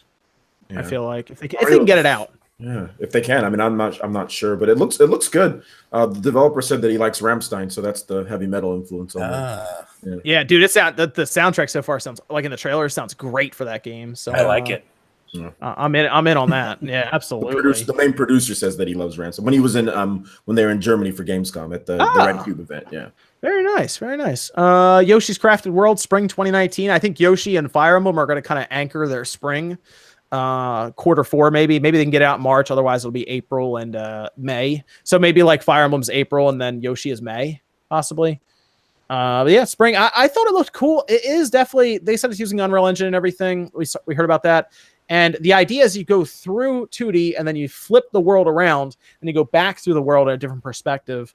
I mean, it's it looks like Yoshi's Island, just upgraded and 2D and everything. I don't know, it looks cool. I guess I'll have to see more and see how long the game is and all the fun little 2D aspects they put to it. What do you guys think of that kind of that quick little video they showed of it? It's fine. I mean, I don't know if I'll buy it. Okay. Yeah, I skipped the Wii U game, so I think I might pick that one up, because it's been a while since I played Yoshi. Okay. I mean, it looks like, if you like Yoshi's Island and stuff, looks like a game that you might enjoy. I know I was watching one of Rax's streams, and he likened it to kind of how Little Big Planet at the first release felt visually. So like, it might feel a little like that for people. So that could be good. Okay. Yeah, I'll have to see what they do with that aspect of flipping the world around. Because that seems like a game that would have made a lot of sense on the 3DS if they're flipping the world around like that. It kind of has that depth to it. But yeah, I mean, it'll be kind of cool to see it there. And it's Nintendo's first shot at Unreal Engine. Am I thinking right? Is that the first game? It'll be their first release. Yeah. Okay. Yeah. That's what I was thinking. First party release of Unreal Engine. Then there was the interesting Asmodee digital board games. Apparently they're doing a bunch of like digital board games like Catan, I guess, Pandemic, yeah. Lord of the Rings living card game. I got bored watching that part. For some reason, I feel like that was kind of a dip in the Direct. Yeah. I'm not really familiar with a lot of those things, so I was have kind of no like, idea what Asmodee. Like I had no idea what it was. like I was they're- like, I'm sure people like it, you know, people out there like it, but I was like, Evan, are you familiar with this stuff? I'm familiar with some of them, but I mean, these are just renditions of classic tabletop games. That's all it really is a way to play, I guess, online with people, hopefully. Whereas you have other games that are out right now, like Armello and stuff, that utilize aspects of video game culture in them and like video games' ability to randomly generate things properly and in an impressive fashion to make it better. So I don't know why they would focus on these. I checked, and all those games are on Steam or on iOS separately. This is like a big package. Okay. Maybe they'll add more to it down the road as well. Yeah. For people who like it, there you go. They said they're going to sell expansions later on and stuff. I think I'll probably buy Pandemic, but just because Pandemic is interesting because it's a board game that gets destroyed when you play it. You're supposed to like mess the cards up and like draw all over them and stuff. So this will be a way to actually play that board game multiple times without paying for another one. Oh, okay. That actually makes sense then. Let me jump through some of these super chats. We'll take a break here from the direct and go through some of these real quick before we get on to some of the better stuff in the direct that happened. I know there's some excitement there. Let me see. We'll go down to. Okay, here we go. Malarkey Man references the Nintendo Online, saying, "Will people just shut up about the online? It's $20." I'm sure that there are comments about that later. Deathwish Cassidy says, will Final Fantasy X have cloud saves or Titus saves? Final Fantasy 7 will have clouds. Will Final Fantasy X have cloud saves or Titus saves? Does it have that big pause in there? Like, I want you to pause for a full second right here. I get jokes. I get jokes. Steven Sullivan says, where is my Pikmin 4? I don't know. Maybe next year. Sean just went to go find it right now. In That's a all we box in the closet at Nintendo Japan, just waiting. Yeah, that's all we can say is maybe next year. That is a game we heard about a long time ago, like being worked on. So maybe they're waiting for the right time. I don't know. It's just sitting there. Yeah. Yeah, it's just sitting in the background, man. It's just It's in one of the those chamber things where waiting. it's done and they're just waiting for a moment when they actually have nothing coming out and they're like, oh crap, throw it out there. Riku Kitu says Capcom beat 'em up collection, World of Final Fantasy, Daemon X Machina, Luigi Mansion 3, Diablo 3, and Smash Bundle were the only games I'm excited for. That's actually quite a bit for one a console major this chunk year. of that. Yeah, that's actually a lot. So that's good. I'm only excited for 80%. This is only that, guys. Only all this, and this. I mean, They sent in a super chat for that? Okay. Yeah, I mean, World of Final Fantasy is actually a pretty cool game. It's like Pokemon mixed with Final Fantasy. So I have it on the PS4. I might check it out again on the Switch just to see how it plays and everything. But it's a cool little game. I don't know, fun little game. Joseph says PUBG is dead because of Black Ops 4. Yeah, I mean, honestly, Black Ops 4 is going to hurt it badly. It's not. I don't think it'll hurt Fortnite as bad, but I think it'll hurt PUBG pretty badly. I think Blackout's #1 on the streaming platforms right now, isn't it? Yeah, because who you call it, Ninjas and Dr. Disrespect started. Yeah, most of the major PUBG guys have already moved over. So it's over then. Yeah. Let's see. Rio Cage says, any update on Mario Kart Mobile? Strangely, no. I forgot about that. Yeah, me too. I actually We're forgot supposed to hear something about that by now, right? I thought. We should. No, have maybe it they'll soon. do their own direct for that game. They did their own direct for that what was that game? What game is that? Dragonia? What am I thinking of? Yeah. Lost. They did their own direct for that, so why not? They- Mario they Kart might- Mobile might actually pull an audience. I would bet that they're just going to talk about it on Twitter. I think they're just going to do like a tweet out a big video. I don't think they're going to do a direct about it because I think that they're going to do it Mario Run style and just kind of drop it out there and be like, look, here it is. You pay for gas, drive all you want. Well, Mario Run Yeah, got a Mario- huge at the Apple event though. Yeah. Yeah, I but wonder- I'm still saying like they're just going to drop it. They're not going to do a Nintendo Direct. Oh, you mean like the Dragalia? Maybe they'll I don't know. You guys think that's free to play or a paid one? I think they said it's. I thought it'd be free to play, right? to play? I thought. Okay. they said- I Well, feel they- like Oh, sorry. They did they did a direct for Pocket Camp. That's another thing they did. Yeah. Pocket Yeah. Camp, which I had like 300 people watching when I live streamed it for that. Like Maybe in the they will middle do of the one. night, dude. I was like, what the hell are all these people doing here? Maybe they will do one then for this game. I don't know. I mean, they could just announce it on Twitter and then like, oh, tomorrow come join us for a look at this. Yeah, with Mario Kart not being at the Apple event, they have to do a direct for this Mario Kart mobile thing. Because if they don't, they can't just drop it. I mean, we know literally nothing about it. Yeah, a name, we know a name. I mean, they did one for Dragalia, so why not? I guess I don't know. But like I said, it'll pull an audience because it's Mario Kart. It's like the most popular game like ever. Like, if I you just go hope back it's in actually history. racing and not like a drag racing kind of thing. I hope it's an actual racing. Oh game. God, yeah, or a tapper. Imagine Yeah, if you just tap to drive. If they mix something with like how Asphalt is on the phone, which is actually a good racing game on the cell phone with Mario Kart, I think they'd have something there. That'd be fun. So look, that has like gyro controls and everything too. So that'd be pretty cool. Viral. That's let's hear some uncensored takes on this Nintendo Online. I'm sure there's a lot of that in the chat right now as well. We'll be talking about the Nintendo Online as civil as possible. It's shit, but we all have to pay for it. So we just gotta Well, apparently everyone knows what I said, so everybody told me what I said about it. So we'll talk about it. Oh, okay, yeah, I'll get that, Evan. And we'll do a Discord question as well before we get back to the Direct, and then we'll do the Nintendo Online, which actually we'll have plenty of time for Nintendo Direct Online to talk about. Angel Chang says, "I just want the Evil Within games. That's all." Yeah, I'm surprised that hasn't come over yet. Although they could announce it later on or something. But I thought the director behind that was interested. So yeah, you never know. It's Bethesda. They're pretty interested in the Switch, so you never know.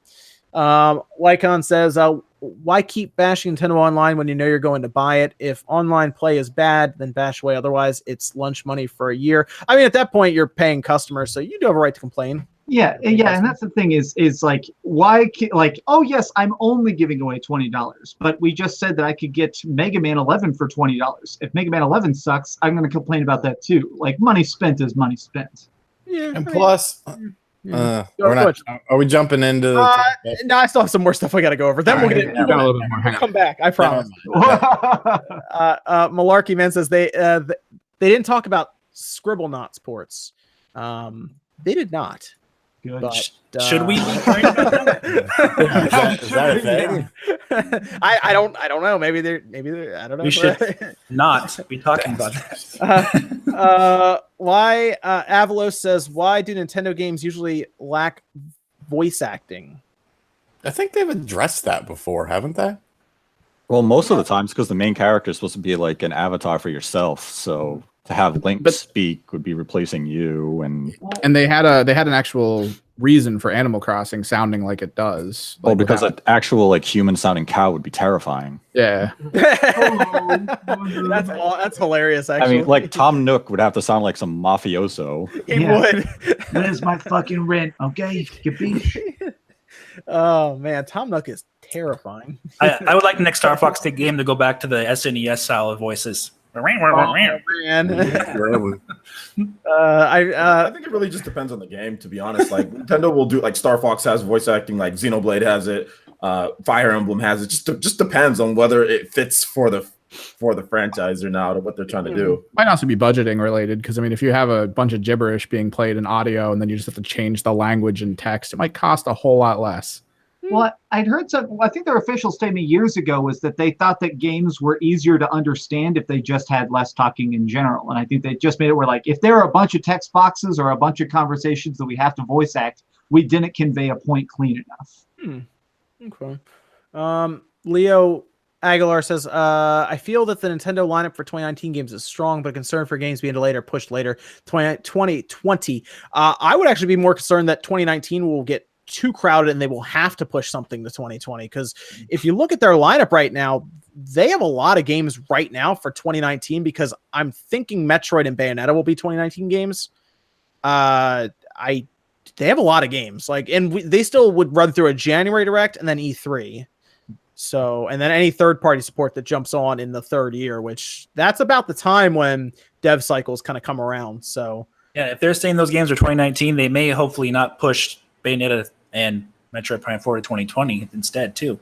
I think they need to they need to bring Metroid Prime 4 to E3 and dress up E3 all Metroid themed and everything, because I'm trying to go there that year. So, let's make that happen. I think Metroid should come out at holiday 2019, because that'll have been 2 years since we saw the logo.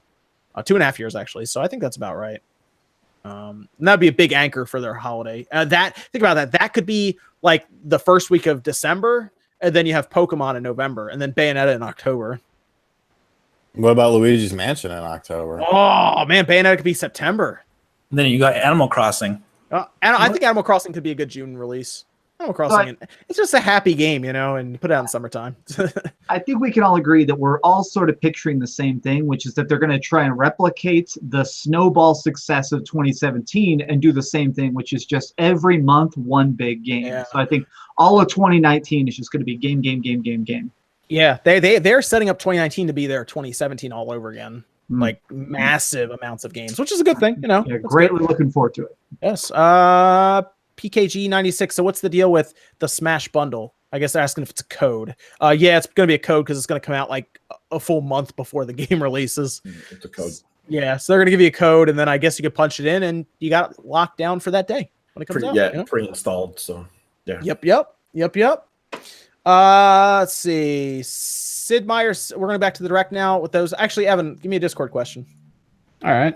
We got one from Nef1. Question for the entire panel. Are there any games that didn't do well with critics that you love? Ooh. Like recent games? I guess just any. Really. I guess just any. The Fighting Force, the Warlock of Firetop Mountain. Wow, that is oddly specific. I wonder why it didn't do well. No. So it's a game based on a pen and paper RPG, and it was the game on the DS that got me into dungeon crawlers because IGN reviewed it and said like when they got to 23% that the game was like way too fucking hard, and I was like, oh, I bet I could beat it. And so I sat there and I beat the game, and I just absolutely fell in love with it. Like nobody gave it good review scores. Has some of the best 3D graphics on the Nintendo DS by fucking far. Like the character models are I'm talking too long. Character models are paper, like N64 first person shooters, like how Hexen 64 was, where they don't, they're just sort of paper. Yeah. They're not 3-dimensional, but the environments are all 3-dimensional, and it was such a gorgeous game. Such a fun game. I absolutely loved it, and nobody talks about it and nobody cares about it. But it's actually an expensive game.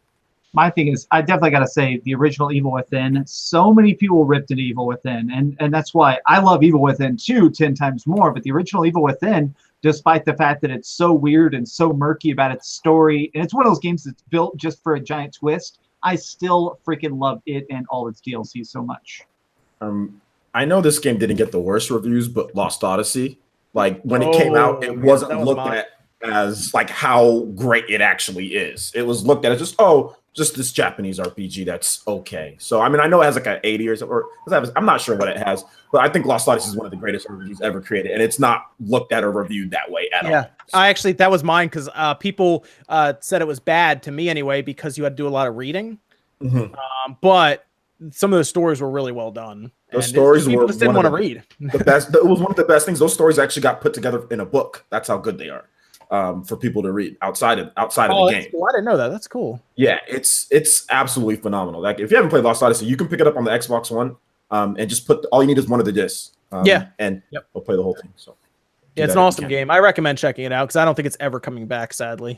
It's sad. It really is sad. That is an awesome game. I would have loved to see them do something else with that idea. But so bad for Sakaguchi-san. He's the creator of Final Fantasy, and what he's doing now is ridiculous. So. Dude, it's such a sad game too. If you read it, it's so sad.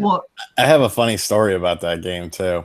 So evidently, I never played it, but my old housemate played it, and evidently at some point in time in the game, you had like the characters split. And like some of your characters that are in your party go on one way, and then your main characters go the other way. And he was never leveling up like two of the characters that had to go their own way, and so he ended up getting stuck in the game. And I would bug him every day for like a year and a half. I'd be like, because the guy in the name, or the guy in the game, his name is Kime, and I'd be like, is it time for Kime? And he would just be like drunk as hell on the couch and be like, no time for Kime. And like every day we would have that conversation. Oh man. And then so we got that. We did actually have a Streamlabs question as well from Kentucky Cruz. Do you think Nintendo will once again ask for exclusive Sonic games on the Switch like they did for the Wii U? It's unnecessary. Yeah, I don't think they will now. I think Sega right now is trying to work so hard. They've got their fans happy. They're trying to make what fans want most. And I think at this point, it means just putting everything everywhere. I think they'll just get it by default at this point from Sega. You Yeah. know, they'll just show up at this point. So they don't really need to go out and ask for it anymore. So they'll just get it. So let's keep going through here. Civilization 6, we already know about that, but I think it's actually a pretty interesting game because it's not out on any other system. It's like just out on the Switch and then the PC and iPad. So I'm gonna be curious I'm gonna be curious which version they use. If they use a mix of the PC and iPad, or it's just straight up the PC version. Because City Skylines works well enough, so that's interesting. I had a lot of people tell me that they absolutely love that game. They don't say it's the best one, but they say they're fairly addicted to it. So there's some people who are really excited about that announcement. Yeah. I don't know if anyone here plays Civilization. Though. I don't. So I don't really. I used to play when I was a kid. I used to like the Civilization and SimCity games, but I don't play it now. Okay. Starlink Battle for Atlas. More characters are coming to it. Peppy, Falco, Slippy. Just Star Fox Battle for Atlas. Yeah, I was gonna say, are we Star Fox? Cancel the fucking PS4 and Xbox One versions. Like the Switch version is gonna fucking. Wolf is also the bad guy. That's the most interesting thing to me. Is it looks like, in my opinion, it seems like Nintendo either funded part of this development or helped with the development, because there is clearly so much Nintendo content. Like, that's nuts. Like, it's going to be a way better deal if you buy it on Switch. Clearly.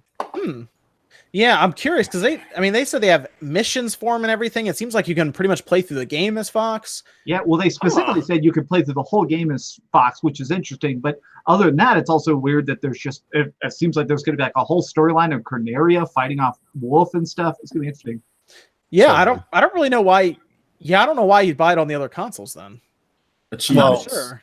Achievements, or you don't own a Switch. Or the Toys. I know the Toys to Life community is excited because we haven't gotten a Toys to Life game in so long. Is that community still around? Yeah, though? Toys to Life community? They are, yeah. No, I talked to some of them sometimes. Like they're still playing. What is that?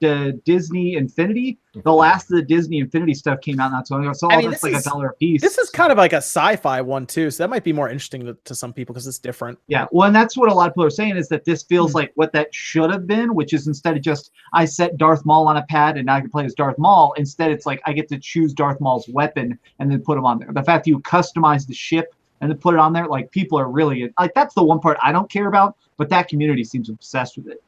The World Ends With You Final Remix. Who's picking it up October 12th? I'm getting that. Hell yeah. Yeah, I'll be getting it too. That's gonna be really neat. That's gonna be cool to see that over. Meh.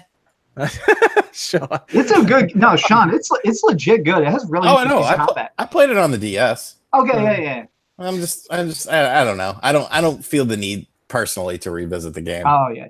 Oh, here's the game that I don't think anyone here has played yet. Xenoblade Chronicles 2 Torna Golden Country. Anyone heard about that game? Has anyone played that? You should dedicate 10 minutes to the podcast talking about the battle system.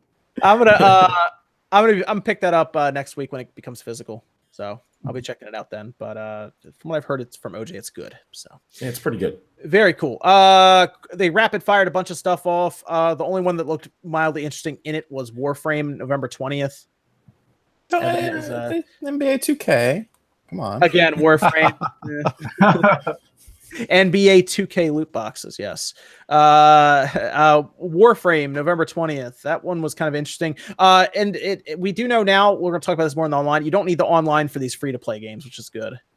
So you won't need it for Warframe or I guess Fortnite in that case. Evan is working on a guide for Warframe to get everyone. I'm shooting to have it out by the 18th, so you guys have at least a couple days to look it over. There you go. Kickstarting it so you guys can jump in and know kind of what to do. He's going to get you through the first, hour or so, Evan? 2 hours?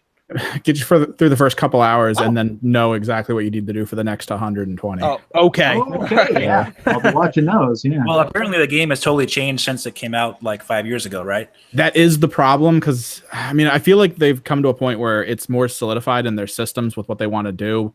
With Fortuna coming, there's a couple things they're adding and changing. So it's really weird to make a guide for it because at any point they could just be like, screw the melee system as it is. Let's just change it completely.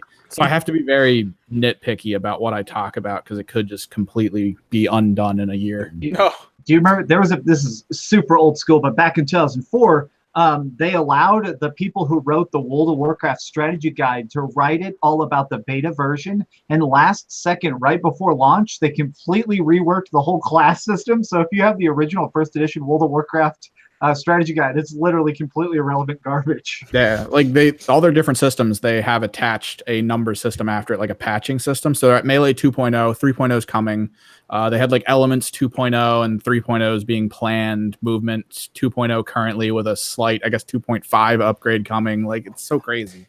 So, okay, and then we went into what some people will say, if they're not in the Luigi's Mansion or even Animal Crossing, was the biggest historical announcement. I'd even go as far as I would say historical. I would say historical, yes. Final Fantasy 15, Yes! 15 Pocket Edition is coming to the Switch. Final Fantasy is coming to the Switch.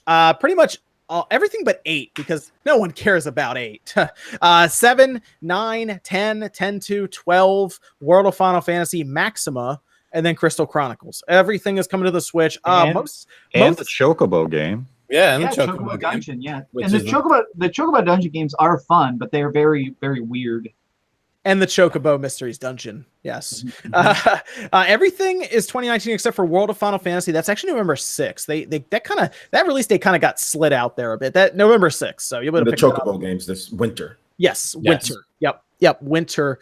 You'll be pick that one up. But obviously the emphasis was on actually 12 is probably coming out early 2019 because they already have pre-order, box art, physical copy, all that stuff's already up on retail sites right now. Is that game good? If Yes, you like, very if you good. like Xenoblade Chronicles, you'll love Final Fantasy 12. 12 was good. I do. Very good. Final Fantasy 12 in the Final Fantasy community now, a lot of people consider 12 to be the best because it is the one that has the deepest combat system. You can actually It's the program gambit system, your party members to make it where if you want, you can just never do a random battle. So like literally all your fights will auto level if you want. It's great. Action RPG system. Sort of. You walk up to people and you like start an attack or start a spell, and then you can run around, but then you can also, if you want, freeze time and like set up all your stuff. So like in boss fights, it's basically turn-based, but then when you want, you can make it more action-y. Sounds like Xenoblade a little bit, yeah. Yeah. Sounds good. Yes, 7 and 9 were big ones. 7 is really big because I've always known that as a PlayStation game. You know, I always see 7, and next to it, I always think PlayStation logo. It did show up on the PC, but we know how it is with PC and consoles and stuff. It's almost like PC is like its own world. They don't care putting stuff on it. It's a little more interesting to see Final Fantasy 7, 9, 10, 10-2, all the stuff start to show up on the Switch and even the Xbox. Very weird. It's a different time right now for Square. When they said during their 30th anniversary tour, they were like, we're going to start looking at our back catalog and start bringing those games up to like all different platforms. I guess they meant it. So here we are now in a world next year where Final Fantasy 7, 9, 10, 10-2, 12 are all on Nintendo platforms. I just wish they got on the cartridge that Final Fantasy 7. That would have been fun. Yeah, that would have been cool. Please get the guys who made cartridge games a cigarette and a blindfold. Like, how do we get can like super rare games or limited run jump in that with Square? I would love that. I'm sure we'll get some of that. I'd bet money on the fact that we'll get a physical at some points. The weird thing is, cool. I think that they're really trying to just get this developed as quickly as possible. There were interviews in early this year where they still didn't realize how much people were just wanting any Final Fantasy games on the Switch or a lot of the older ones brought forward. There was literally an interview where they were talking to like one of the main developers of Final Fantasy 14, and they were like, "Hey, can you pass the word along that we want Final Fantasy 6 back?" And they were like, "You care about Final Fantasy 6?" It's like, yes, we would love Final Fantasy 6 on a modern console, and people would buy it. And they're like, "Oh, yeah, I'll talk to the development team." Like, they had no idea. So I'm actually really happy because there's a lot of people I noticed on Twitter that have never played Final Fantasy 7 or 9 or any of those because they're a little younger. This is a good chance for a lot of the younger audience to jump in and try these out. So yes, I recommend 7, 9, 10. You really can't go wrong with any of them, to be honest. I would say jump in with 7 first, just because it's like it's the one you always hear about. It's the iconic one, right? And I'm sure these are going to have the cheat codes. I think the cheat codes that were built into the PS4 version, which makes it where you can play the game triple speed. You can have infinite specials if you want. You can turn off random battles. Stuff like that definitely does streamline it for when you're doing like side quests. I love it. I heard somebody not like the 7 iconic. Yeah, right. Oh, that's Sean. Is that Sean? Maybe. You don't like Final Fantasy 7, Sean? I don't hate it. Oh, okay. I think it's severely. It's the most overrated video game of all time. Oh my god! Oh, I'm about to leave. Just leave. Was it overrated back when it first came out? When it first came out, like I remember me and my buddy bought it. He had a PS1. I didn't have a PS1, and we bought it, or he bought it, and we played it.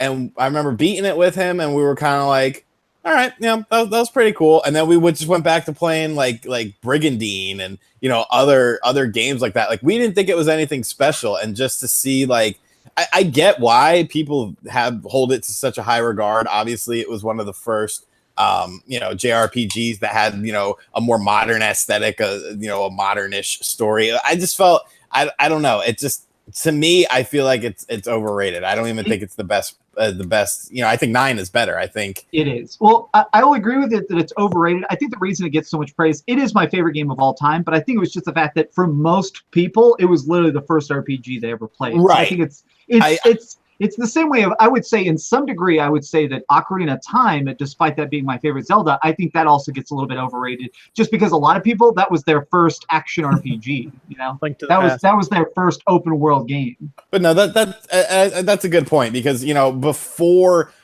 Final Fantasy VII, JRPGs were definitely a niche thing. Like, nobody really. Well, I mean, of course, you had the Super Nintendo ones, but still, even so, like there was no JRPG that sold the magnitude and how fast. No, and seven turned the tide of that entire generation. Oh yeah, right, even though it didn't sell as well, Wild Arms came out a year before. I still preferred it, even though like 7 was the one that Square basically told Nintendo goodbye. Essentially, and they went to PlayStation, and then Sony just took over. It's a little side note. A lot of bad blood there. Yep. Yeah, I have a big video coming out Monday, by the way, that y'all are going to watch, which basically I'm going to dive into why we're not seeing Final Fantasy VIII anywhere. Ooh, and I'm doing a bunch of stuff and going over a bunch of stuff I've heard, basically explaining specifically and exactly why we just haven't seen it and we'll probably never see it. Cool. Okay. I will check that one out. Absolutely. Then we went into the final reveal. It was Smash Bros. Ultimate.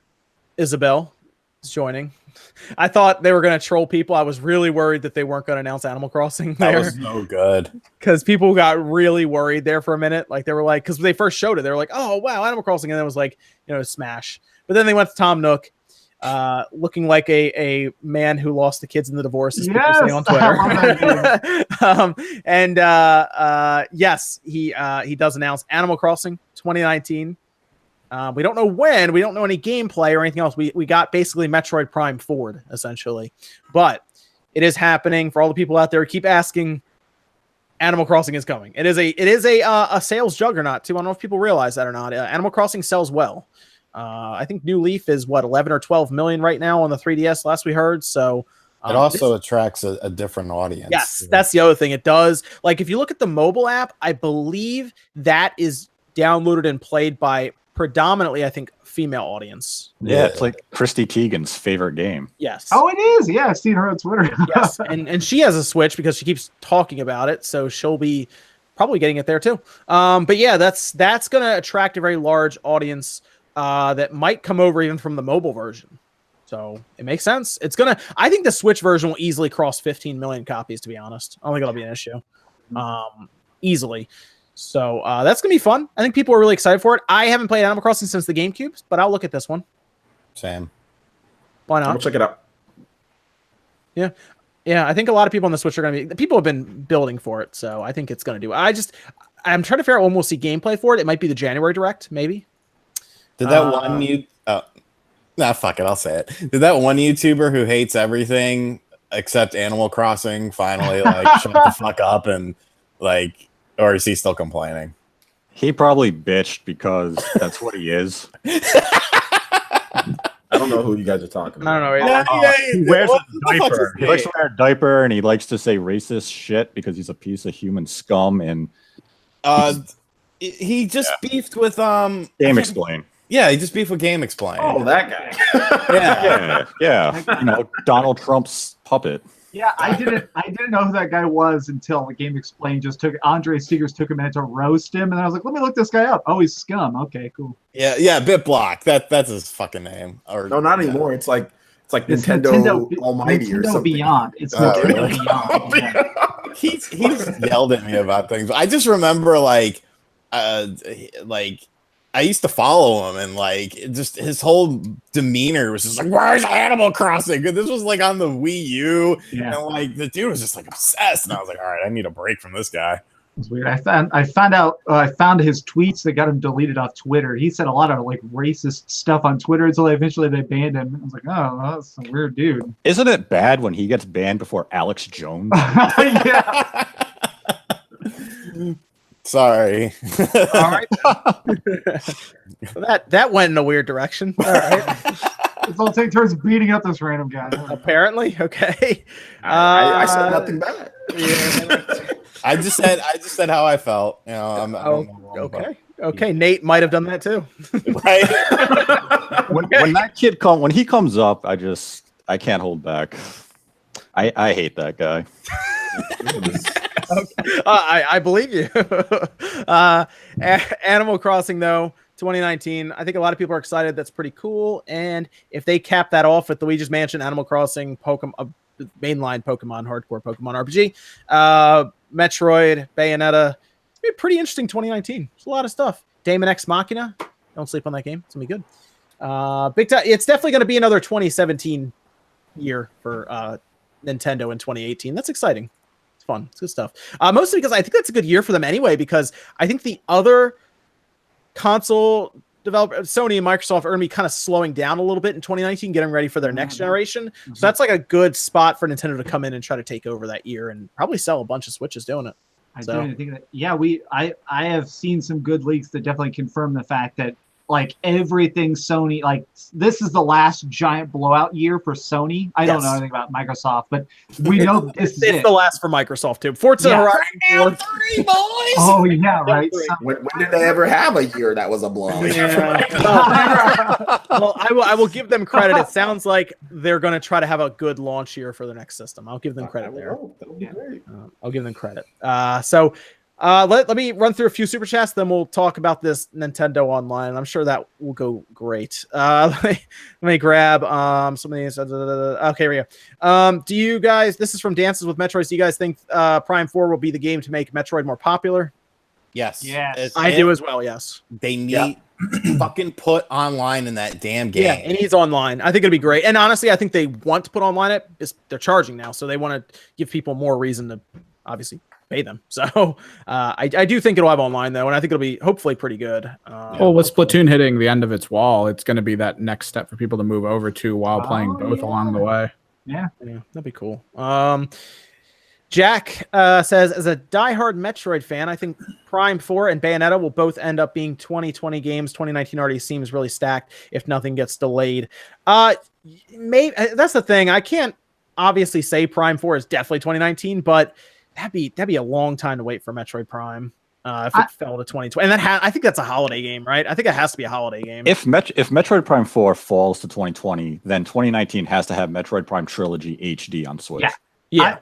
I think that's what I would be very okay with that. Metroid Prime 4, as much as I want to play it, if it falls to 2020 to get online multiplayer and we get a trilogy in the meantime, yeah, I'm on that ship. Hell yeah. They either need to anchor it with that, or they need to have a combination of like Bayonetta, that Star Fox racing game that Retro might be making. I'll say that. Yeah, okay, we'll go with game. that. We'll say might be making. They're making it, but yeah, that could show up for 2019. And so forth. So yeah, that's kind of the combination. I think Metroid would be great, mostly because I'm going to E3 and I want to see them deck out E3 and Metroid stuff. Because I think that'd be a game that they would do it for. Jintoki Cruz says, "Are you doing Streamlab questions too?" Yep, I did. I saw yours. We read it. Ted Sumo.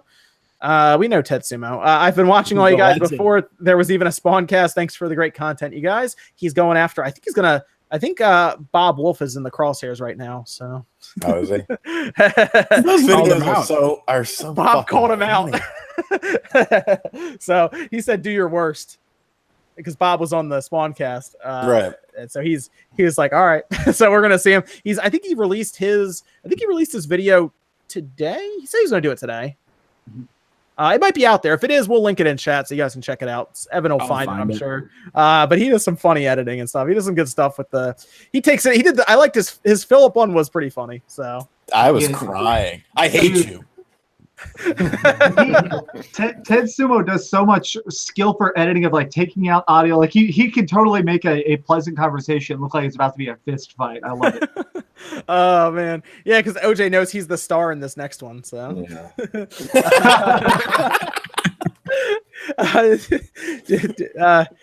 Jindoki Cruz says SNK Heroine 6 out of 10 needs items and assist trophies. I think it was a joke. He's supposed a little smiling, crying face there. Abaddon says Final Fantasy 7 is the DBZ of RPGs. Yeah, no, he's right about that. Everybody who watched anime when they were growing up probably watched Dragon Ball Z, and that was like the first one they really saw. Yeah, but Dragon Ball Z is still great. Dragon Ball Z is still good. You're right. Yeah. Final Fantasy 7 is still good though. I can go back and play Final Fantasy 7. Well, Dragon Ball GT wasn't very good. Dragon Ball GT It doesn't exist. 8. Have you guys? It's not canon. Let me ask you guys this: Have you been watching? You're right. It's not canon. Have you been watching the Dragon Ball Hero series?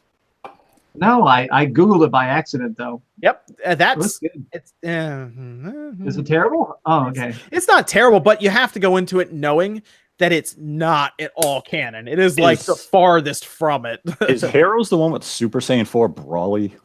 Is which one? Heroes? Yes. Yeah. That's where they did everything and anything, but they turned it into a like little anime that they put out. They're like 10-minute episodes, and they have like they have a Super Saiyan on there that is cursed and will like basically hit you with this curse that basically gives you mind control and stuff. It's weird, but it's there. People can go watch it. So I've been watching. It's okay, but you have to go into it knowing that it's not actual Dragon Ball. You know what I mean? Like it's not to be meant to be taken seriously. It's fun otherwise, though. Yeah, it's fun. Let's see. Edward Norton, last one, says fan of Dreamcast guys cosplay of Shenmue. Thank you so much, man. I was so happy about that. Like, obviously, I'm so happy. I still have literally every copy of it, like over here. And yeah, that cosplay was so fun. Even while I was putting it together, I was like. And then he says hashtag Nintendo Prime raid. So guys, go check out Nintendo Prime. I guess he's streaming now. Okay, so we went through all of that. Nintendo Online.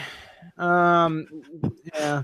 We'll talk about Nintendo Online, but here's what I want, because I know where this is probably going to go. It's going to go crazy because I've already seen the chat. I see people on Twitter. I see videos on YouTube popping up. I at least want one. I want obviously a bad thing. I also want a good thing from everybody about it. So give me that at least. Give me a bad thing and a good thing. Okay, let's do that. Let's try some of these. What do they call those? Like the therapy, the fluffy storm cloud, fluffy cloud. Because I can name a lot of bad with it, but give me at least one good thing, and then all the bad you want. I don't care. I am very excited about the NES games because of what this could be a doorway to. I'm very excited about the idea of the fact that they keep adding more games. So I think that over time we could eventually have it where we start having SNES games on there, or maybe Nintendo 64 games all through the same subscription service. Like that would be awesome. I'm very excited for its potential. And the downside is that it doesn't really offer much. It's literally charging for something that was previously free and basically just making it where people have to do it. Like just by, hey, did you enjoy the thing you already had? Well, now we're just going to make you pay $20 to continue. That was the point you made last time, Nate, if I remember correctly. Yeah, and everyone disagreed with me. No, I mean, not everybody. Not everybody. Some people in the chat, and I understood what you were saying, that they're charging now for a service that people have had for. Yeah, and that's still like my main issue is we're 18 months into the system. They're forcing you to pay now for online that has been free for 18 months. They're giving you no day one incentive with new software unless you want to say, oh, I can play Tecmo Bowl online, which for me is like almost an incentive. That's same. Jesus Christ. Wait a minute. Don't they have Tecmo Bowl on Game Pass right now? They do. Yes, they do. Yeah. They have it's the updated one. You can go between the old school visuals and the new you visuals. press like select and it just switches live. Well, I'm not paying for Xbox Live because it's $60, so okay. It's not an incentive for me anymore. That's fair. But I mean, it's just weird that they're really not getting. I mean, even in the direct, it was the way they introduced it. It was here's our online service. You can play online.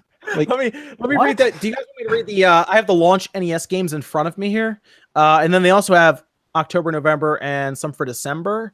Real quick, September 18th, obviously, launch soccer, tennis, Donkey Kong, Mario Bros, Super Mario Bros, Balloon Fight, Ice Climber, Dr. Mario, Legend of Zelda, Super Mario Bros 3, Double Dragon, River City Ransom, Ghosts and Goblins, Tecmo Bowl, Gradius, Pro Wrestling, Excite Bike, Yoshi, Ice Hockey, Baseball. October will then add Solomon's Key, NES Open Tournament Golf, Super Dodgeball. November is Metroid, Mighty Bomb Jack, Twinbee, and then December is Wario's Woods, Ninja Gaiden, and Adventures of Lolo. I can't tell you yes or no if they will take any away, but it looks like they're just adding them right now. Yeah, I mean that's the NES stuff is probably the most interesting to me, at least. You know, like Nate said, fucking Tech Mobile Online, like that's so good. Like everyone's gonna use the LA Raiders, of course, but like it's gonna be like that. I'm quitting out once I see that. Not me, man. I'm using my 49ers. I don't care. Jerry Rice, let's go. John Taylor, we're doing it. But yeah, like, and you know, Super Dodgeball is going to be super fun. Even Mario Bros, you know, the original game, I loved playing that with the link cable back in high school when we'd go to Arby's because we didn't go to second period. But the problem, the negative, I'm going to go with everyone stay in school. right? The negative, I want to say the voice chat app, but I've said that so many times. The negative to me is I feel like the $20, you know, it's only $20. Yes, it is only $20, but I would rather pay $40 and have better shit than pay $20 and have these little nuances are starting to add up to me, like the fact that you have to have an online connection within 7 days, or else you lose those NES games. Like, fuck you! I bought the service for a year. Okay, I should have access to the games from 1 year from the day that I signed up for the service, whether I have online or not. That's none of your fucking business. So I will say this, Sean, with that, I think the 7-day period is weird. I think it should be 30 days because I believe that's what Steam is. I mean, like that's a week. Like people go on week-long vacations, you know, and you know, what if you want to bring your Switch with you and, you know, play some NES like that? That really pissed me off. That's something I think they can change that. I think you're right, Sean, because we sign up for 1 month at a time. We don't sign up for 1 week at a time. You know what I mean? Right. So it should be monthly. Steam is like that. Steam, I think if you're offline, you need to sign in 30 days later to keep the games that you actually purchased, by the way. That's fun. But yeah, it's, I think 30 days. You're right about the 7-day thing though. Absolutely. Yeah. But Sean, think about it. You're going to have your cell phone for that voice app so you can just hotspot. Come on. Oh God. Yeah. God. That whole thing. Well, and then to go with it, I really do hate the fact that like cloud saves just seems so much about this service seems like it's stuff that should be free or should be better. That's my thing. Is like when you're charging for something, like the fact that last year they were like, we just don't think it's ready. We're trying to wait till next year to make sure it blows your mind, and they come out and show us, and it's like, okay, does it also rub my shoulders? Like, where's the part that blows my mind? Well, you got that quote from Reggie. I have a quote from Reggie that what it really shows is how disjointed Nintendo Japan and Nintendo America is, and I think Nate can back me up on that. They're not very in sync. We'll just say that Nintendo Japan calls the shots, and no matter how bad they are, misguided they are, Nintendo America has to try to explain it. Yeah, I mean, like as I said, like last week, this entire online service is straight out of Japan, and it's stuck to Nintendo of America and Nintendo Europe to make the Western market think it's good. Yeah, I think Nintendo of America looks at it as well and goes, "Oh man, all right, let me go spin this PR. Hold up." I mean, it's even like if we remove the phone app for voice chat and we just look at it as cloud saves, NES games, there's nothing else to it. But I mean, if they did native voice chat messaging, and that was in the original Xbox nearly 20 years ago. Well, wasn't message. Well, the Wii U had messaging, right? Through Miiverse. Miiverse. Yeah. But the Wii had messaging through system to system messaging, and it had voice chat, but it had weird. You had to get like a weird box. Yeah, We speak. So it was kind of like that, but I mean, it worked for the games that supported it. But yeah, it was kind of weird how they did it, but it did have system messaging and and that's what I was trying to remember. I was like, I feel like the Wii U had some sort of messaging. I couldn't remember what it was so it was the Miiverse. Which is not very good. And then this is a quote from Reggie Fils-Aimé, June 2017. He says, love this quote. This was all right. So the online was supposed to come out last year, I guess, right at the end, and they delayed it 2018. Here we are now. It's coming out next week. But at E3, he was asked about why, and he said, we wanted to make sure that it is a robust, well-executed online environment, and for the $20 annual subscription fee, the consumer says, this is a no-brainer. I want to participate. I'm all in. Wow. So Fortnite is cancer. Awesome name. Even though I play Fortnite way too much. Just hit the nail on the head. Something that I wanted to say that was pretty much going to be the last thing I had to say. Sega of America were the good guys. It's the same with Nintendo. The old guys in Japan are the ones doing the stupid decisions. And that it's that same sort of riff. But whereas Sega of Japan and Sega of America would basically just tell each other to F off, and Sega of America would do their own thing, Nintendo of America doesn't do their own thing because, obviously that probably was one of the reasons the Sega imploded. So, it's definitely a catch-22. It seems like Nintendo of America are literally just PR people and translators. They don't have any say. They don't really decide anything. They're literally just handed things and go, okay, convince people to buy this, and people just drink it up or don't. I have a feeling they've done some stuff. They've cut some deals. I know Reggie did. There was something he was responsible for. Starlink Battle for Atlas. That's because of Reggie. There's been some other things, but no, they're mostly a PR. Company. I mean, Nintendo PR company. I feel like they would have had to have had some kind of influence on Metroid coming back so heavily as well, because that's like an American game mostly. It doesn't sell well in Japan. But yeah, Nintendo Japan calls the shots. We have this phone app. I don't know why we have this phone app. Well, look at the phone app even after the Direct. They're like, oh, we're going to add Mario Kart 8 and ARM support. There's still nothing that even uses it, but they're going to convince you that you need to use this to have voice chat in games. So far, we're going to have 3 games. That's a hell of a lot. I was looking at the 2.0 patch notes for Mario Aces, and they're adding it. And if you get into a game, whoever you're up against, it'll automatically, if your app's on, put you in voice chat with them if they have it as well. But still, garbage. That's why what I want more than anything, and the thing that drove me nuts is like if I'm paying for the service, it should have it where if I have the app on my phone, I just press like an I'm 18 button and it enables voice chat on the console.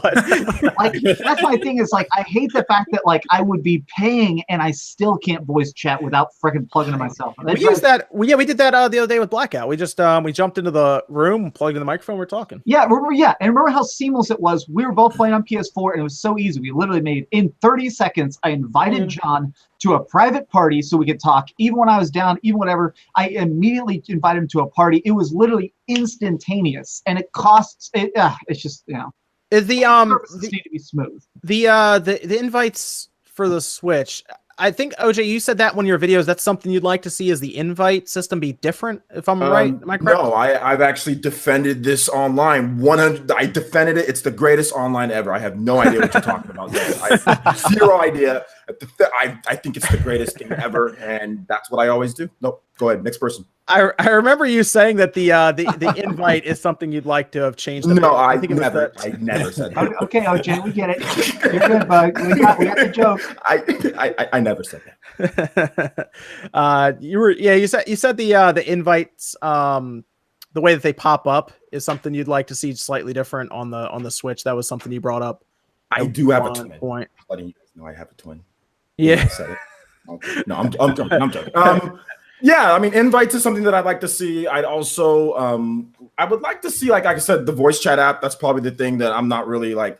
I use Discord, but like for other people, that's something that's not very good. But yeah, messaging and invites. Those are the big things for me. Like a better invite system. But that's about it. I mean, like what's good about it? I mean, I don't. To be honest, I don't even know what's good about it. There's. I'm not really sure what's the price. That's about it because you have to pay for Microsoft and Sony's. $60 for theirs is to me too expensive when Steam is free and you get like all those features and then some. So for me, 60 is a little bit too much for online, but I mean, I can see why people pay for it, I guess. But I think the only good thing would be like the price is 20. That's about it. But other than that, there's not really anything. Oh, I always tell people if you want to. I guess the best experience technically is PC if you really get down to it, obviously, because it's free online and you play the stuff at the best settings and you play around with stuff as you want. But 60 is quite a bit for peer-to-peer. I will say that, and the basic online functionality. But they do add a lot. But like Sean, you said, if $40, you'd rather pay extra to get extra, essentially. Yeah, so I can kind of see that too. Yeah, that kind of side to it. Like, charge us more. And I look at this service a bit, and I feel like I've been trying to figure out why they delayed this service, because it doesn't seem like it's changed drastically from what we were expecting it to be. Minus clouds. I guess cloud saves is like the big thing, right? That's like the bit of a difference that they made to it. Yeah, I think that was probably it. Man, to delay it though almost a year. I feel like they wanted more NES games in there, because I mean, if you look at it, there's a lot of NES games coming quickly. Well, what I wish they did was separate the NES games from the online service. Give you the option to buy that separately. Yeah. What I do like about the service is the automatic cloud saves without having to do anything. I like that aspect of it. Oh yeah, that's actually, you don't have to press anything. From what they say, you have to do that with the. That's a good point. You have to kind of add that from, like, if you're on the PlayStation, you have to like copy paste it kind of over to the. You can set it to auto, and that's what I did for PlayStation. You set it up where, like, what hour you're not playing. So I have it where every morning at 7 a.m. my PS4 turns itself on and puts everything in the cloud for me. Oh, I'll tell you what I do. I just back it up to this USB stick every week. Nintendo, get on that. Yeah, exactly. Yeah, give us physical backups. Yeah, so I do wish they separated that from the whole thing. Is have your NES games able to do separately, not have it tied to a paywall, to the online service. Oh yeah, that's a good point. Yeah, I don't know. I mean, it is technically the only way to back up your saves is behind a paywall. Now I think about it. Yeah, that too. And the second you're 1 day late, they delete it. All right, so I want to clarify that Nintendo America did update theirs, because this was a Nintendo UK that was going around. The wording's terrible, by the way, and Nintendo has not clarified it at all, and they should. But it's the weekend, so they'll get to it on Monday. Apparently, there is some kind of leeway in there. I don't know how long it is. PlayStation clarifies there very well. It's 6 months, right? Then they'll delete it. 6 months is plenty of time to update your credit card information, though, I would say. But apparently there's some kind of grace period. Nintendo America updated their stuff yesterday, I think, after the UK stuff started going around, that says that there's like an extended period of time, but it's not defined. It just said it's extended period of time. So has Nintendo like defined how much cloud space we actually have as a user? I can tell you right now, cloud space is not expensive, so I mean, like Sony doesn't Sony cap it at like 2 gigs or something ridiculously small? So really, it's 2. What is 2 gigabytes? What really? It's 2 gigs, but just because it's backup saves. So because it'll save it'll save like every game you've ever played. But if you want to try and put a gameplay clip in the cloud, that's a little bit more like that'll cost you. What? Really? Like not I didn't extra, know but that'll fill your space. Yeah, because nobody bumps into it. But if you actually look at the fine print on the upload to cloud, there's actually a thing that's like a meter. Oh, so with Microsoft, you just upload to your OneDrive. Yeah. Wow. Well, Sony can always update that later and add more. I imagine, right? Wow. Yeah. Now I'm starting to realize how much further ahead Microsoft is than both these companies. Now I'm sitting here. Microsoft offers the online free is very backup. good. Yeah, their online is very good. I mean, you can get. That's weird. I pay $2 a month, I think, for 100 gigabytes with Google. All right, so it looks like Sony might do 10 gigabytes for PlayStation Cloud, but okay, that's better, I guess. Okay. Yeah, so it's interesting. Yeah, I was trying that with Forza Horizon 4 demo. I was backing up some of the 4K clips to the cloud, and it just went right to the OneDrive on my PC. Pretty cool stuff. But yeah, so that. Dave, what you were kind of getting at, the reason that the online kind of annoys me from a business standpoint is I feel like Nintendo is losing a lot of money from this. And I feel like if they came to the table with, and this might happen, by the way, this is something that might happen a while down the road. I feel like if they came to the table with a better online and they could get 40, Sean, it had all the features that people are complaining about. Boom, it's a good online.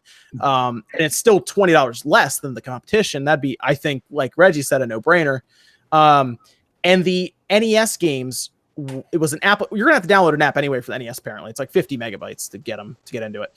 That was its own application, and it had Nintendo, Super Nintendo, N64, and it was basically their Netflix. Yeah. And they get $10 a month for that on top of the $40 annually.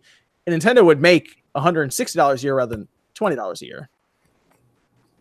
I just from a business standpoint, I look at that and I was like, man, that could have been something right there. I'm looking at it, I'm like, I don't know. Even if it was $5 a month, it'd probably be worth it. But like if they get to the point where like, because they're adding all these games, is this really going to stay $20 a year through next year if they're adding games every month and we get to like 60 NES games? Like, is that gonna be a thing? I feel like that's just too many games for that $20. Maybe, but they may add some rules. It's Nintendo, so they don't tell us. They just say like, "Do you like this? Give us money for it." Like, we don't know. This is so undefined. Yeah, know? but that sounds like really, really good. You know, if something sounds too good, it might not be true. It's probably too good to be true. But like, I look at that, I'm like, man, that's a really good value. But I'm thinking there might come a point in time where maybe the NES games are part of this service, and Super Nintendo, N64, and GameCube are like its Netflix service. That's what I said in my video when I was talking about the Nintendo Direct. Is that I think that they're going to try and roll one of those out every like 8 months, 10 months type of thing. Of like this time they're rolling out that with the NES controllers and the NES games, and then once everyone's acclimated to that, then they start charging more. And if you're on board for it, then it starts being SNES, and they can sell a $60 bundle of the SNES controllers, just as a way to like slowly expand it out and just keep getting more and more people to pay more and more money. Yeah, if they bring that out, I'm in for that too. Like I pay for Game Pass, but man, if they start showing up with GameCube, N64, and Super Nintendo stuff, wow, they'd get $10 more a month from me. Absolutely, that would be awesome. I mean, that's kind of what I mean. They've talked about subscription services, like they kind of like them, but they seem very wary of them. I think Miyamoto had a whole thing about that at a conference where he was like, "Yeah, I gotta be careful with it. You don't want to really, I guess, devalue your stuff too much." But that'd be cool. I'd be in for that. Would anyone else pay for that? Now I'm thinking about it. I should probably start asking people if people would pay for that. Yeah, I think probably everyone would. Yeah.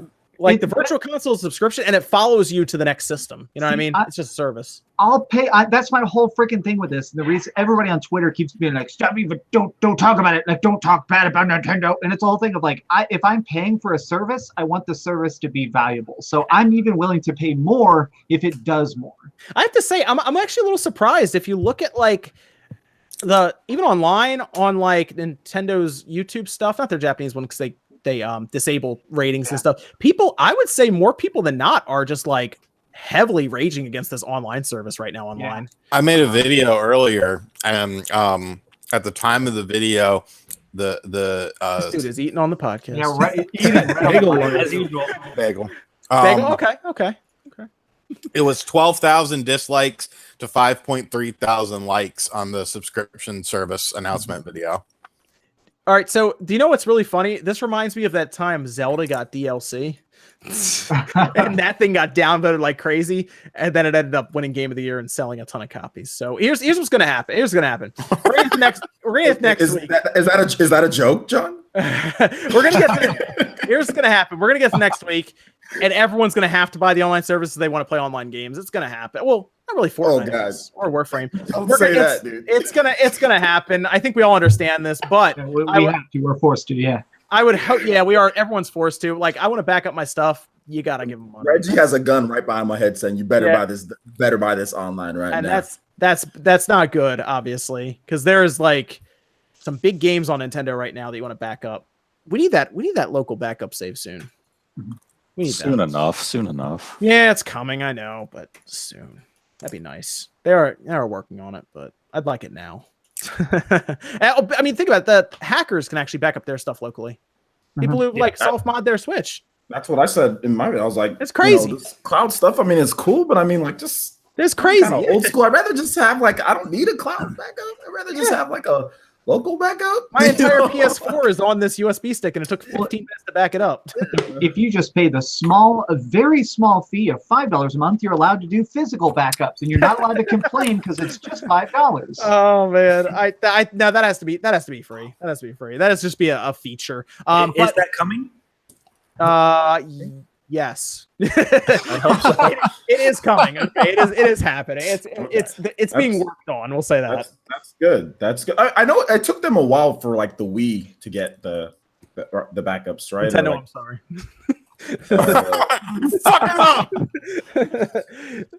Yeah, it's I have theories as to why it's not out yet. And I think it's going to make people really mad. So we'll say that. I think what they're trying to do is what happened with clouds is they don't want certain games to be backed up. What? As bad as that sounds. Well, I mean, think about what's going on with Splatoon. They don't want you to back up your cloud because you can re-roll and all that stuff, whatever you can do with it. So think about it that way. If they won't let you back up your stuff to their own servers, how do you think they feel about backing up to your own your USB stick that they can't control? Yeah, I remember when people were using physical backups of GTA 3 when it first, sorry, GTA 5 when it first came out. People were hacking in and unlocking all this stuff you weren't supposed to have, all this like hidden stuff. So so next week it's going to be out. We're going to get updated to 6.0. As far as I know, data miners say there's not a ton different. We do have that different icons for the NES controllers and that mystery controller that looks kind of like a classic controller without the bumpers, I guess, and the sticks. But it's going to update next week. We'll see what happens. We'll get it then and see what happens. And we'll see how I think they're going to make $20 million in one day that day. I think we're going to get 1 million buys on their online service minimum. So hopefully they reinvest and make the online better. That's all you can really do at this point, isn't it? There is also a feedback button on that app. So you do have to download the app to do it. But there is a feedback button. Do not curse at them. Tell them as eloquently as you can on a touchscreen type out what you would like to see from it. I do know they don't care about people yelling about certain things. Just tell them what you want. I want native voice chat. I don't want this app to exist. In all caps, I'm going to go, I wish this app would delete itself. I'm just giving people advice, click the feedback app and just tell me what you want. They can keep, like, all seriousness, they can keep the app. Sony's got an app too. They can keep it. Just make it, it should be a companion app. It should be a cool way to check your it should be a cool way to check your stats. You're right. Yeah, that'd be cool. Like an option, like if you want to use it for voice chat, because some people might want to do that, then let them do that, because you can hook up a Bluetooth to your phone and that's what you want to do. Go ahead and do it. But it should just be like the option, like, to do. Right. It shouldn't be like the main way, which I'm thinking maybe at some point that it will be an optional thing. So they're going to get a ton of money right away, and I think a lot of people are hoping that they will invest in it. We'll see. I think this is happening this September. I would hope that by the end of the year there would be some improvements made quickly. Like, I would hope it'd be fast. So that seems like a lot of hope for Nintendo and Japan to do that. Now I'm thinking about it. I mean, they never even updated the app to do anything really new after it launched in beta. Do you remember how long it went where if you turned the screen off, it kicked you out? That was like I think a month or two. It was like that. I mean, they didn't even think of that. Like, oh, if you turn off your screen, the app's just going to shut down. That wasn't in testing. They didn't realize this. They had to like, oh wait, we have to update this. And that's what gives me no confidence that this app is ever going to be good. Or even the online service. Like, how is it really going to improve? And people are like, oh, it's cheap. It's only $20. So stop complaining. I don't care if it's fucking $1. If it doesn't serve a functionality, it's not doing its purpose, I can complain. I mean, I'm giving you $20 so I can play Smash Brothers online. And they're like, don't complain. Nintendo Defenders, man. Nintendo Defenders about to jump on you, man. You got to be careful. I just don't. I mean, if I'm giving you $20, that gives me the right to complain that the service isn't up to par. Listen here, though. Let me just say this right here. Like, this is the internet, though. If you put out an opinion, people are going to respond to it no matter what. So, I mean, like, everyone, that's fine. You can say what you want to say, but if you put out an opinion, people are going to respond. And that's just how the internet is. I mean, this is how it's been forever. I mean, people will take it. That's just how it is. So, I mean, it's fine. You want to complain about the online, complain about it. If you want to say, oh, well, I don't know, it's fine, then that's fine. Like, everybody has their opinion on what they think. So I think that everyone should just be able to have their opinion on it, even one way or another. That's what I think. I'm going to comment. No, I mean, and that's fine. I just don't understand why people are really just all about it's only $20. Yeah, it offers me nothing. It's giving me some NES games I can play online. Cloud saves is kind of it's a cool feature, but it's not really necessary. So you can't complain about it because it's $1.67 a month. I mean, it seems like there's a disconnect where you just have to accept it because you're paying for it. No, if you don't voice your opinion of where it needs improvement, Nintendo will not improve it. That dude, every time I say it on Twitter, though, or if you don't buy it. I mean, if you don't buy it, then that's going to send a little bit more shockwaves than anything. But they have you by the balls with games of Smash Brothers where you want to play the game online. Or Mario Kart or Splatoon, yeah. Well, and my thing is, what's really annoying is that I have the thing now where, like, I am literally a reviewer, and when I talk about something I dislike on Twitter, people tell me to shut up and delete my tweets. That's the main thing now is people are saying I should delete my tweets, and if I don't just privately email it to Nintendo, I need to shut up. And that's the thing that annoys me the most is the people who are like the Nintendo fans who are saying, no, don't even talk about Nintendo Online. Like, la, la, la, la. Like, that's just driving me nuts. Like, the way to improve this is to, as a fucking community, discuss how we want to improve. I have to at least say I'm surprised. The Nintendo fans that I've seen are pretty against for the most part. Like larger than I thought it would be. A lot of people are actually against this online thing. Yeah, most don't like it. Most don't like it. Yeah, I agree. Most don't like it. I just think like some people are just like, oh well. Some people are gonna like honestly. Some people are gonna think, oh well, it is only $20. Like, say, like the thing is like rejecting those people's opinions is kind of what I just have a little bit. Like some people don't give a crap about all that stuff, you know, and to cast them aside and say, oh well, no, they should still be angry and stuff. I just think that's just kind of like, hey, look, everybody's gonna have their. You know. I mean, this is my thing. I don't really care about voice chat. If I'm going to voice chat, I'm going to use Discord. Half the time, I'm going to mute people on something like Mario Kart anyways. I don't need to listen to an 8-year-old calling me a racist slur or anything else. And so I'm paying $20 to play Mario Kart, Splatoon, Smash Brothers online, which is fine. It's just, it seems that Nintendo just has this weird disconnect of what they really need to offer with everybody online. just wants Nintendo to get it right, and they just keep getting it so wrong with a lot of this online stuff. Like everyone just wants Nintendo to get the online right. I think that's all it is, really. Yeah, we just want basic functionality that we've seen on the Xbox 360, that we've seen on the PS3, that we had on the 3DS, that we had on the Wii U. Also, local backups. And Like I said, I'll keep saying that. Local backups. You know, like I said, local backups. I want to see Nintendo do better and actually offer a competing online service that can stand up there with PlayStation Plus and Xbox Live, and not this Nintendo solution of here's the bare minimum. Scrape by, yeah. Local backups.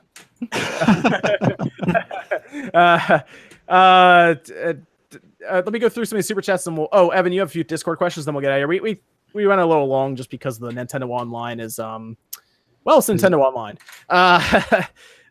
Real quick, Wolverdale 12 says, in my opinion, the online should still be free, and the NES games and other features should be the optional stuff you can pay for. Actually, I think a lot of people would prefer that, to be honest, but that's. Sony tried that; it didn't work. Yeah, the NES games are definitely there to bolster the online, to be like, hey, it's worth it. We got NES games. I do like the added ability for online play. I think that's kind of cool for the NES games. I think that's a neat idea. But I do think Nintendo should just make a really good online, charge for that, and then make this Netflix service, charge for that. Which I think we might get to that point at some point. We'll see. Like years down the line. Matches says Tom Nook has better deals than the online. I don't know about that. Even Tom Nook is yeah, not Tom Nook. Oh wait, they did say there'd be special like offers, right? Yeah, but they didn't say when you're here about it. This service is here's the best thing of our service. We'll talk about it later.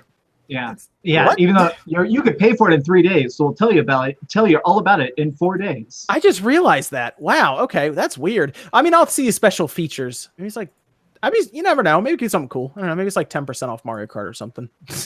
I mean, that was weird, wasn't it? They're like special features. They even hit the little question block to bring that up, and they're like, "Tell you about it next time." It's like, what? Yeah. It's out in 6 days. Okay. And then Christopher says, when are they gonna get rid of friend codes? I forgot we were still using those. Yep. Man. Maybe with update 6.0. Yeah. Doubt it. We'll see, because that's something I don't think the data miner people can actually test technically, because they have to go online for that. So I don't know, we'll see. I mean, that is something. They got rid of those on the Wii U too, didn't they? Yep. Mm-hmm. Oh man. Oh, okay. Gave us all hope for the Switch version, and then they said friend codes were coming. We were like, oh, okay. Then Superify says, great argument today, OJ, with an exclamation point. I don't. Okay. I guess He was arguing with OJ today on Twitter. Yeah. Well, he said that I said this, and this, and then when I showed him proof, he's like, oh well, you've done it a lot more. I can't prove it, but you said it. I'm like, oh, yeah, you know, OJ. Just look at his mentions. He has 7,000 arguments. Man. Oh man. OJ gets the target on Twitter, man. Well, when people say bullshit and lie on Twitter, and then I prove them wrong, then they get mad and run away. That's what happens, dude. So that's what happened. It's not about having arguments. It's about telling the truth. Yeah. And I tell the truth, and people get upset. I saw Falco try to call you out. Yeah, Falco called me out today, and I'm like, okay, well, you should stop making up leaks, and you should act, stop making up leaks. Okay, don't tell me where all these examples of me defending everything. He's like, oh, well, let me look. He has not got back to me. So that's usually what happens. When people get mad, they keep on arguing with me. I say, show me some receipts. They've got none. That's all. That's all I'm going to say. Frenzied Chaos said, I just want GameCube Virtual Console to arrive. Yeah, we all do. We all do. I would like to get in on some Beautiful Joe on the Switch. I pay $60 a year just for that. I think, yeah, I can see that. Even some HD re-releases too. Yeah. Give me that Mario Sunshine. Yeah. Yes. Yeah, you said F-Zero now. NX Revolution says, just got here, so don't know what you said about it, but since all Final Fantasy games are coming to Switch and Xbox, do you guys think that we could see the Kingdom Hearts collection come Yes. to yes, I think they'll come to the Switch. I'm up in the air about the Xbox, but they owe the Xbox fans Kingdom Hearts 1 and 2, absolutely, because they're giving them 3, and they're like, go get it on the PlayStation to find out the story. Although you probably still wouldn't figure out the story if you actually played them, so... don't be surprised if the Kingdom Hearts collections come to the Switch soonish, next year. Jonathan Reed with no message, but thank you, Jonathan Reed. And then Dances with Metroid says, I wish Nintendo could balance their wish to be different and actually study their competition and attempt to offer a better service. Nintendo can be self-destructive in their stubbornness. I will say once again, Nintendo of America is a little more in touch, I guess. Is that how you'd say it? I guess they're a little more in touch. It's mostly Nintendo Japan. It's different, I mean, they're building the system for Japan first, so doesn't all make sense to us. Evan, quickly, Discord questions so we can let people go to sleep or go play games. We got some stuff from Dumb Guy Gaming. Specifically, I guess I can go with this one. Since it's our job to basically play and review video games, how many games would you say a month or even a year you 100%, not 100%, but complete the story in? Ooh, that's a fair question. Max is definitely going to be way more than everyone else. I think I calculated. I think I fully beat about 60 games a year. That is a lot. It is. I'll be honest, man. Sometimes there are a lot of days where I'm up at like 3 a.m. trying to beat something. It's a lot. I would say when I'm not playing Halo and some of the other multiplayer stuff, I guess it'd be like somewhere between 15 to 17 a year fully. So a little more than one a month of like the full story. Like Dragon Quest 11 is going to be a 1 month game. That's going to be a little bit. But like Tomb Raider will probably be like less than a week to finish that. So it varies depending on the games, but I'd say about that. That's fair. I'd say about that. I have no idea. Now, actually, just playing a game for impressions, there's a lot. I play a lot of games for impressions, but to actually sit down, enjoy it, beat it, it's about that. I'd say it's around there. It's a little more than 1 a month, so like 1.25 a month or whatever it is, 1.5. What's the next one, Evan? I mean, these are more questions that feel like we'd have to kind of work with the company. Looks like for the Pokeball Plus, Mewtwo comes with it, so you can transfer it. Can you get Mewtwo without it? Like, I don't know.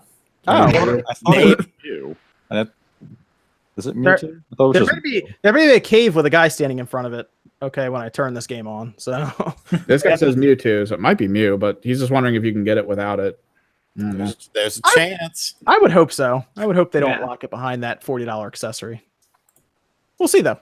I'll tell you what. I'll tell you in November. I absolutely will, because I'll play through that game, and I'm sure everyone will be mad about it, but I'll check it out. Listen, it's Kanto. I know the 151. Okay, I get lost. I get lost after Gold and Silver. They started using like chairs for Pokemon. I don't know. It's true. There is a refrigerator and a ceiling fan. Oh, okay. See, bag of trash. Bag of trash. A bag of trash. Pokemon. Do we have any more, Evan, or is that? When do you think we'll see any actual visual stuff for Metroid Prime 4? I would say I think E3. 2019. E3 2019. I think that's when it's going to happen. Like how we saw Smash for like the first time at E3. I think it'll be like that. Game Awards 2018. Oh man. Oh, they're kicking off Game Awards. That'd be big, man. I think that we'll see it 2019. I think maybe March 2019 they'll tease us, and then we'll get a big reveal. You know what, Nate? I'm gonna go update that thread right now. Oh dear God. I'm hoping it's E3 seems like a blow. I just want E3 to be dressed up in like Metroid stuff, and it'd be so cool to see that. Really give Metroid Prime 4 a chance. Push it. Yeah, absolutely. Yep. Absolutely. Do the good work for it. Yes. Let me go around here to outros. We got a raid. We didn't get a chance to talk about EA fighting for loot boxes. EA's dumb for doing that. Actually, they're probably smart on their part, but it's not good for us. So Loot boxes are terrible, you know all that. Sorry, we ended up being packed because we went through the direct and talked about a lot of games and stuff, so it was fun. But we got a stream that we can raid. Evan's gonna get it together. Yeah, Ander, we'll do Ander. We'll do okay.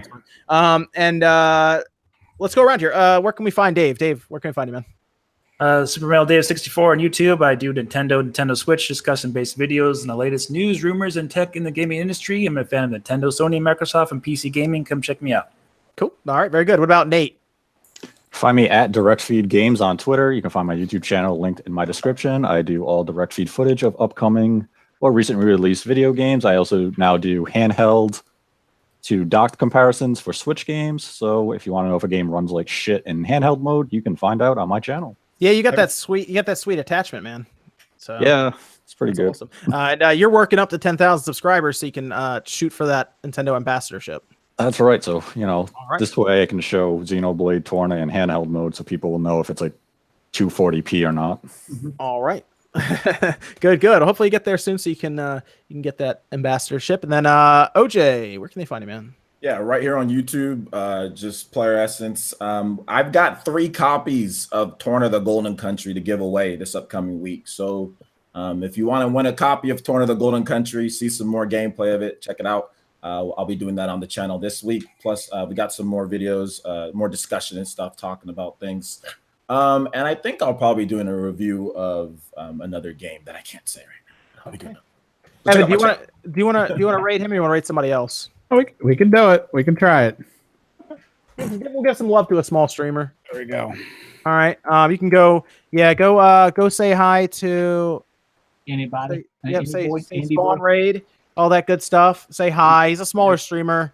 Old friend of ours. Old friend from way back in the day. Max, where can they find you, man? YouTube.com/Dreamcast guy. I got a big video coming up on Monday that I've already written the script for, but I haven't filmed it yet. But I'm going to be basically diving into Final Fantasy VIII and why it just seems to be missing from every modern console and constantly gets looked over.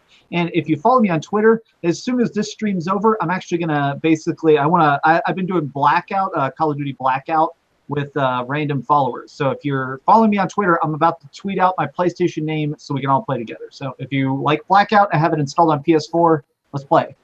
Okay, very good. And Sean, You can find me at RGT85. I'm about to go smoke a cigarette and then go lay in bed.